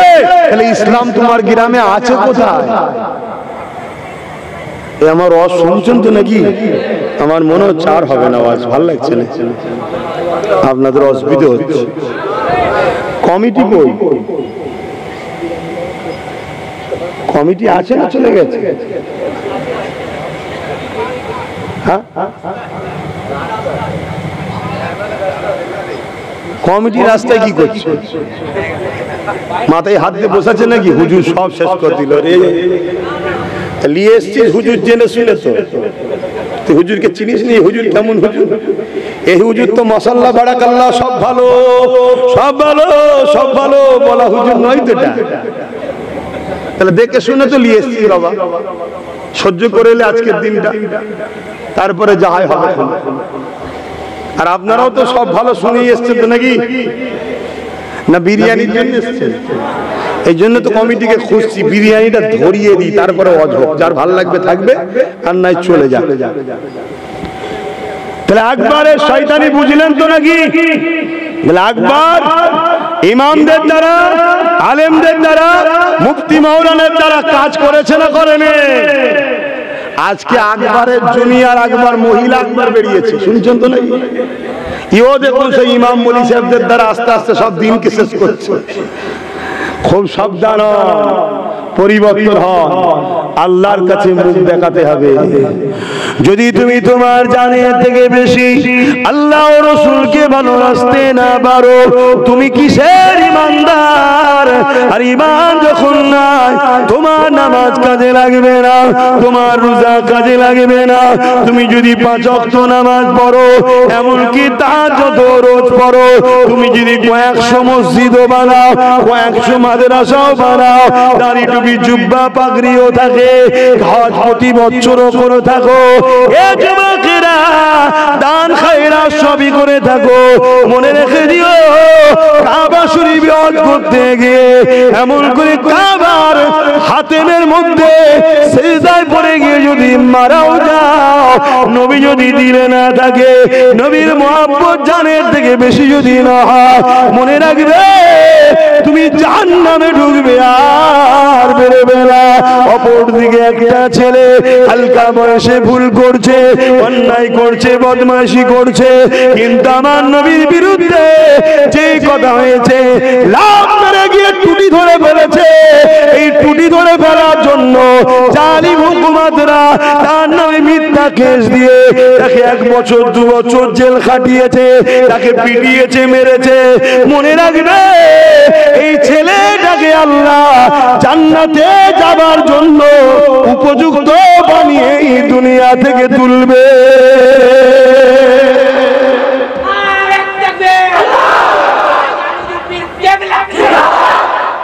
আমার কথা বুঝছেন তো নাকি? হ্যাঁ, চ্যালেঞ্জের সাথে বলছি, চ্যালেঞ্জের সাথে বলছি, পুরো কায়নাত বানানে ওয়ালা মালিক বেশাক আল্লাহ, লা শাক, কোনো সন্দেহ নেই। লিল্লাহি মা ফিস সামাওয়াতি ওয়া মা ফিল আরদ। কোরআন বলছে জমিন আসমানের একজনই মালিক, তিনি হলেন আল্লাহ। কে কে কে? আল্লাহ। কিন্তু এই আল্লাহ কুল কায়নাতের মালিক, সৃষ্টি, কিন্তু মালিকানার উপরে বন্ধুকে আল্লাহ মালিকানার পাওয়ার দিয়েছে। জোরে বলুন সুবহানাল্লাহ। বুখারী তার প্রমাণ দিচ্ছে, আনা কাসিমুন আল্লাহু ইউতি বা আনা কাসিমুন আল্লাহু মুতি। বানানে ওয়ালা মৌলা খুদা है, मगर बांटते हैं मेरे मुस्तफा कामली वाला, बोलिए सुबहानाल्लाह। सब কিছু আল্লাহ বন্ধুর জন্য করেছে। সেই নবী নেই, হুড়োহুড়ি করলে হবে? হ্যাঁ, আর নবী যার দিলে থাকবে, নবী যার দিলে থাকবে, সে কখনো নবীর দুশমনদের ঘরে সহযোগিতা করতে পারে না। লেনদেন আলাদা জিনিস, এক হাতে লাও আর এক হাতে দাও, এক হাতে লাও এক হাতে দাও, এটা হলো বিনিময়। বিনিময় সব ক্ষেত্রে যায়, শুনছেন তো নাকি? বিনিময় সব ক্ষেত্রে যায়। এজন্যই আব্বাস সিদ্দিকী বারবার বলেছে, বাংলা ও ভারতের মুসলমান, এই দেশে যদি রাজনীতি করতে চাও, ভাগীদারিতে রাজনীতি করো, না হয় হারাম হচ্ছে। ভাগীদারি যখনই করবে বিনিময়, অমনি তোমার মসলাতে জায়েজ হয়ে যাবে। আর না হয় তুমি একে বাদ দিয়ে ওকে, ওকে বাদ দিয়ে ওকে, ওকে বাদ দিয়ে ওকে, যাকেই করো না কেন সব ব্যাটারি কিন্তু লক্ষ্য একটাই, দিনকে মিটানো। কেউ ডাইরেক্ট, কেউ ইনডাইরেক্ট, কেউ আস্তে আস্তে, কেউ তাড়াতাড়ি, কেউ, কথা বুঝে আসছে? এজন্য বিনিময় আমি বলি কেন বারবার, এই বিনিময় যখনই হবে তখনই মাসলাতে জায়েজ হয়ে যাবে। যে এক হাতে নিয়েছে এক হাতে দিয়েছে, তুমি আমায় দিয়েছো, বিনিময় আমি তোমায় দিলাম। আমার উলামা ভাইরা জানে, আমরা যে আলেম, আমাদের জন্য শরীয়তে একটা মসলা আছে। কি? আমাদের বিভিন্ন জায়গায় প্রচার করতে হয়, দিনের বিভিন্ন মহল্লায় যেতে হয়, হাজার বাড়িতে খেতে হয়, হাজার বাড়ি, সব বাড়ির অর্থ বা খাবার কি ঠিক আছে নাকি? কথা বলেন। কিন্তু দান বাঁচাতে গিয়ে বিভিন্ন জায়গায় আমাদের যেতে হয় তো নাকি? খেতে হবে না? হবে না। এজন্য ইসলাম আমাদেরকে একটা মাসলা ছাড় দিয়েছে। কি? তুমি যেখানেই খাবে, খাবার আগে ফাতিহা করে দাও, দোয়া করে দাও, এই উদ্দেশ্যে বিনিময়। এই যে আজকে আমাদের সমাজে রেওয়াজ শুরু হয়ে গেছে, কি পণ ছাড়া বিয়ে হচ্ছে। এমন বন্ধু হয়, এমন আপনজন হয়, না গেলে বড় একটা ফাটল তৈরি হবে। কিন্তু কি করবেন? পণের পয়সা তো খাওয়া যাবে না। এর জন্য ইসলাম মাসলা আমাদেরকে শিখিয়েছে। কি? তুমি নিয়ত করে একটা গিফট দাও, দিবার সময় ভেবো, আল্লাহ এই গিফটের বিনিময় আমি খাদ্য ভোগ করলাম। শুনছেন তো নাকি? হাজারো সুযোগ আছে ইসলামে, সেগুলো তোমাদের তো জানতে হবে। তুমি তা না করে ইসলামকে মিটাবার জন্য তুমি উঠে পড়ে লেগেছো। মুসলমান, আল্লাহ ছাড়বে না।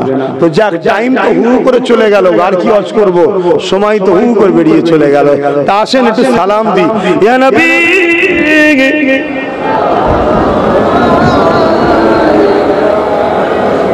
হ্যাঁ আমি শেষ।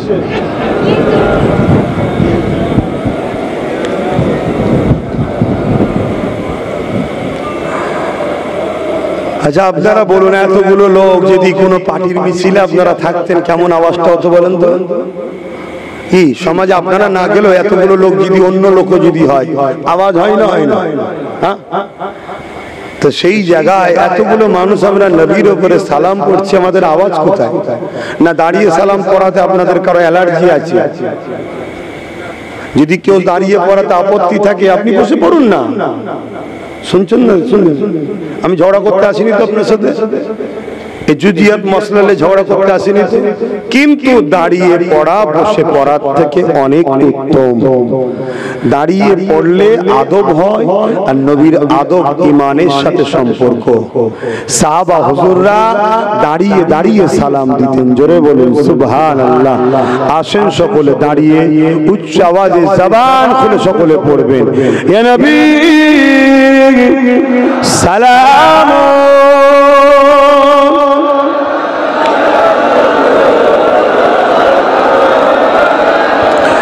या हबीब सलाम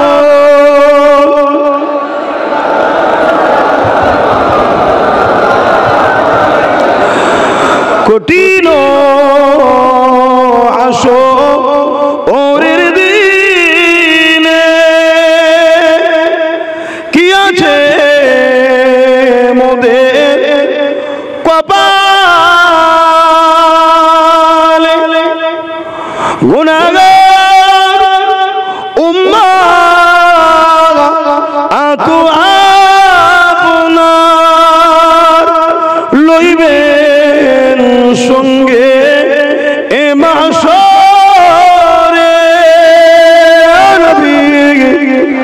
সালাম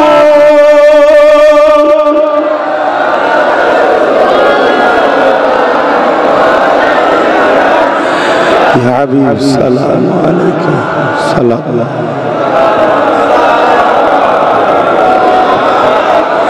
ইয়া নবী মদিনা হতে সব কিছু পারেন দেখি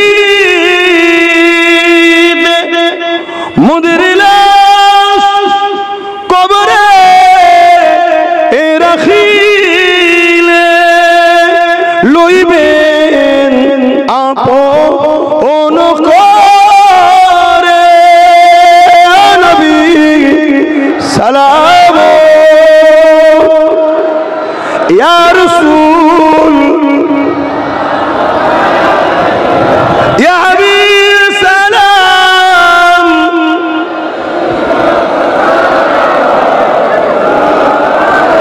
সকলে বসেন গায়ে গায়ে বালাগাল উলা আমারে দরুদ শরীফ আল্লাহুম্মা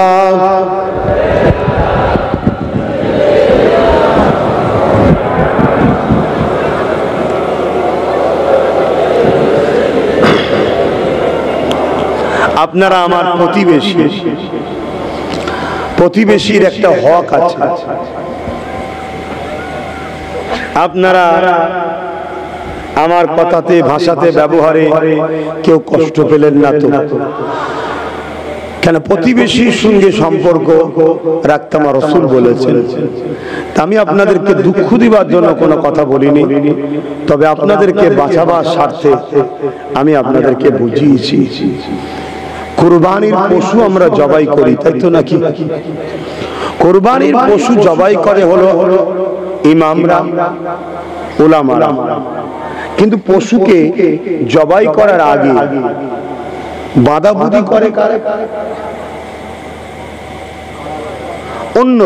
অন্য টিম তাই তো নাকি অতএব খুব ভালো করে বুঝবেন পশ্চিমবাংলা সরকার আমাদেরকে আগে বাঁধাবুধির কাজটা করছে দিল্লিতে মৌলী সাহেব আসছে বাঁধা হয়ে গেলে এসে কিন্তু জবাই করবে এখনো হাত পা খোলা আছে নিজেদের কথা একটু ভাবেন নিজেরা ঐক্য তৈরি করেন নিজেদের পাওয়ার তৈরি করেন তাতে যদি কেউ পার্টনারে আপনাকে নেয় তার সাথে বাকি জায়গায় সাথ দেন যে আপনাকে ভাগিদারি দেবে না পার্টনার দেবে না তার সাথে আপনি সাথ দেবেন না অনুরোধ করে যাচ্ছি না হয় আগামী দিন আমার মসজিদ আমার মাদ্রাসা আমার ঈদগাহ আমার খানকা বড় ভয়ানক জায়গায় কিন্তু যাচ্ছে আর যতগুলো মসজিদ মাদ্রাসা আমাদের আছে যেগুলোর কাগজ নেই সেইগুলো কিন্তু আমাদের পরিচয় দিচ্ছে আমরা এই রাজ্যে এ দেশে হাজার হাজার বছর ধরে কিন্তু আছি সেগুলো যদি মুছে যায় তাহলে আমরা প্রমাণ দিতে পারবো না যে আমরা হাজার হাজার বছর ধরে আছি কথা শুনছেন খুব ভালো করে শোনেন জিনা স্মৃতিতে মাহফিল মুজাদ্দিদুজ্জামান দাদা হুজুর রহমাতুল্লাহ আলাইহি তিনি ছিলেন হক তাই তেনার সঙ্গে কিন্তু লড়াই হয়েছিল ব্রিটিশ হুকুমতের জানেন তো নাকি হক আলেমের বৈশিষ্ট্য জালিম শাসকের সঙ্গে লড়াই হবে ব্রিটিশ ছিল জালিম তাই মুজাদ্দিদুজ্জামান কলিকাতাতে শহীদ মিনারে লাখো লাখো ভক্ত মুরিদদের নিয়ে ব্রিটিশ হুকুমতকে আওয়াজ দিয়ে বলেছিল এই ইংরেজ সরকার এই ব্রিটিশ সরকার শোনো আমি আবু বকর বলে দিই তুমি যে আইন করবে ওই আইন যদি কোরআন হাদিসের বিরুদ্ধে হয় আমি আবু বকর কেন লক্ষ লক্ষ আবু বকর জীবন দিয়া পছন্দ করবে তোমার কোরআন হাদিসের বিরোধী আইনকে মানবে না মানবে না মানবে না আজকে তিনা স্মৃতি সভাতে আজ আমি আপনাদেরকে জানতে চাই আগামী দিন যদি কলিকাতার রাজপথে সেটা ব্রিগেড ময়দানও হতে পারে আমি যদি ডাক দিই আপনারা সেখানে যাবেন আপনাদেরকে সাথে করে নিয়ে কেন্দ্র সরকারকে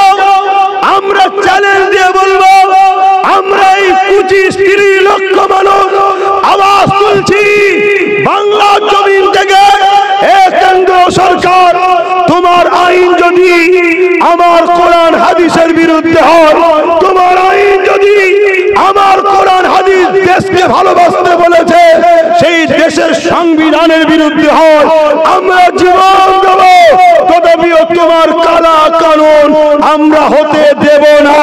এই আওয়াজ তোলা দরকার আছে না? না।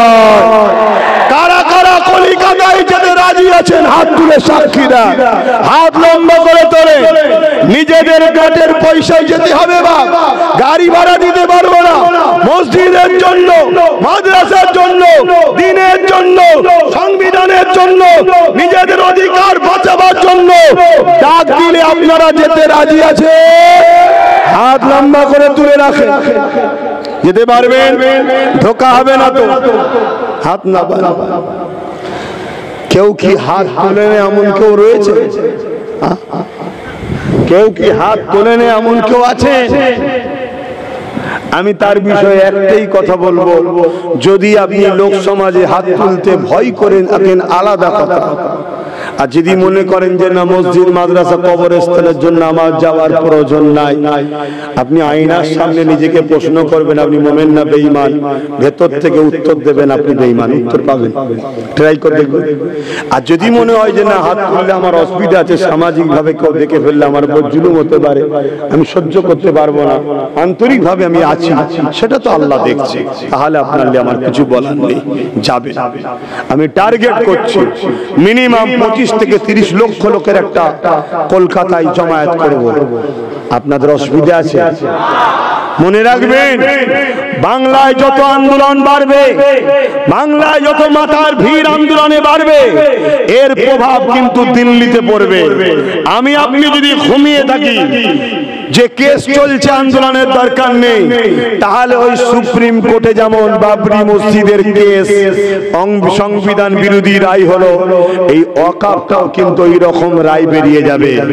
আপনাদের হুঁশ আছে কি জানি না, একটা দিন আপনাদের কাছে আসতে চলেছে, এরপরে একটা আইন আসছে, ইউনিফর্ম সিভিল কোড, ইউসিসি। হয় ভারত ছাড়ো আর না হয় ইসলাম ছাড়ো, আইন। তুমি আছো কোথায়? আব্বাস সিদ্দিকীর খেয়ে দে কাজ নেই, দুশ্মন তৈরি করে বেড়াচ্ছি আমি। যত বলছি প্রতিদিন দুশ্মন বাড়ছে, বাড়ছে না বাড়েনি? পাগলা গেছি নাকি আমি? হ্যাঁ, তোমাকে বাঁচাবার চেষ্টাই বুঝাচ্ছি।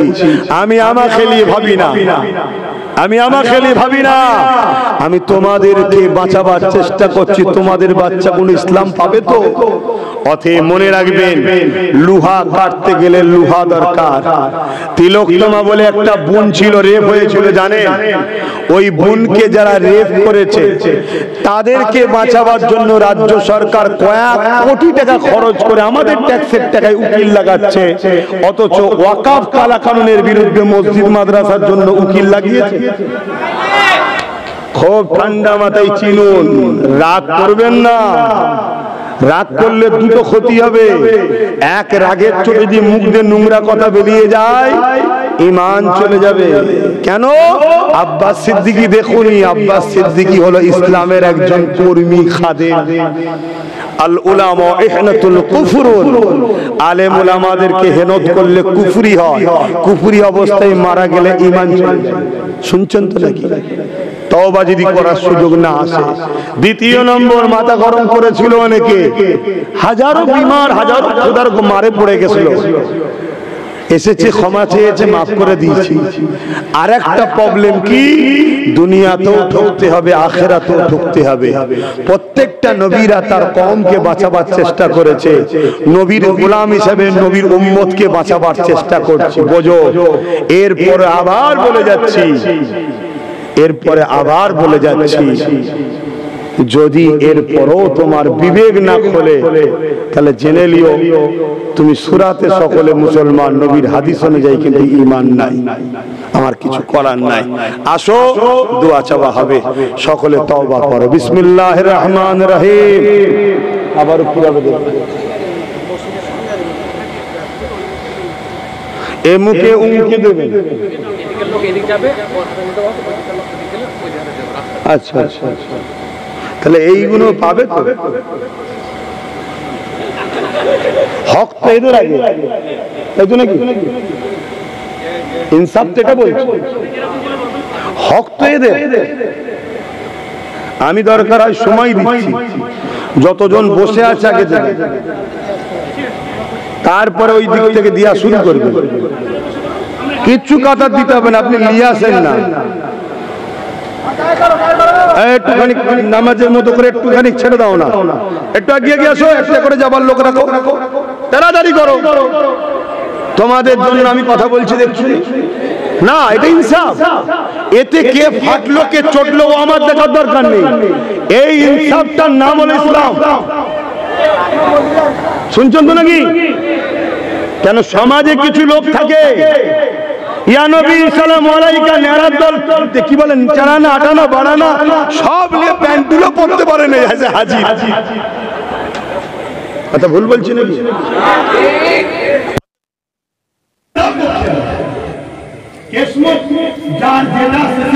হযরত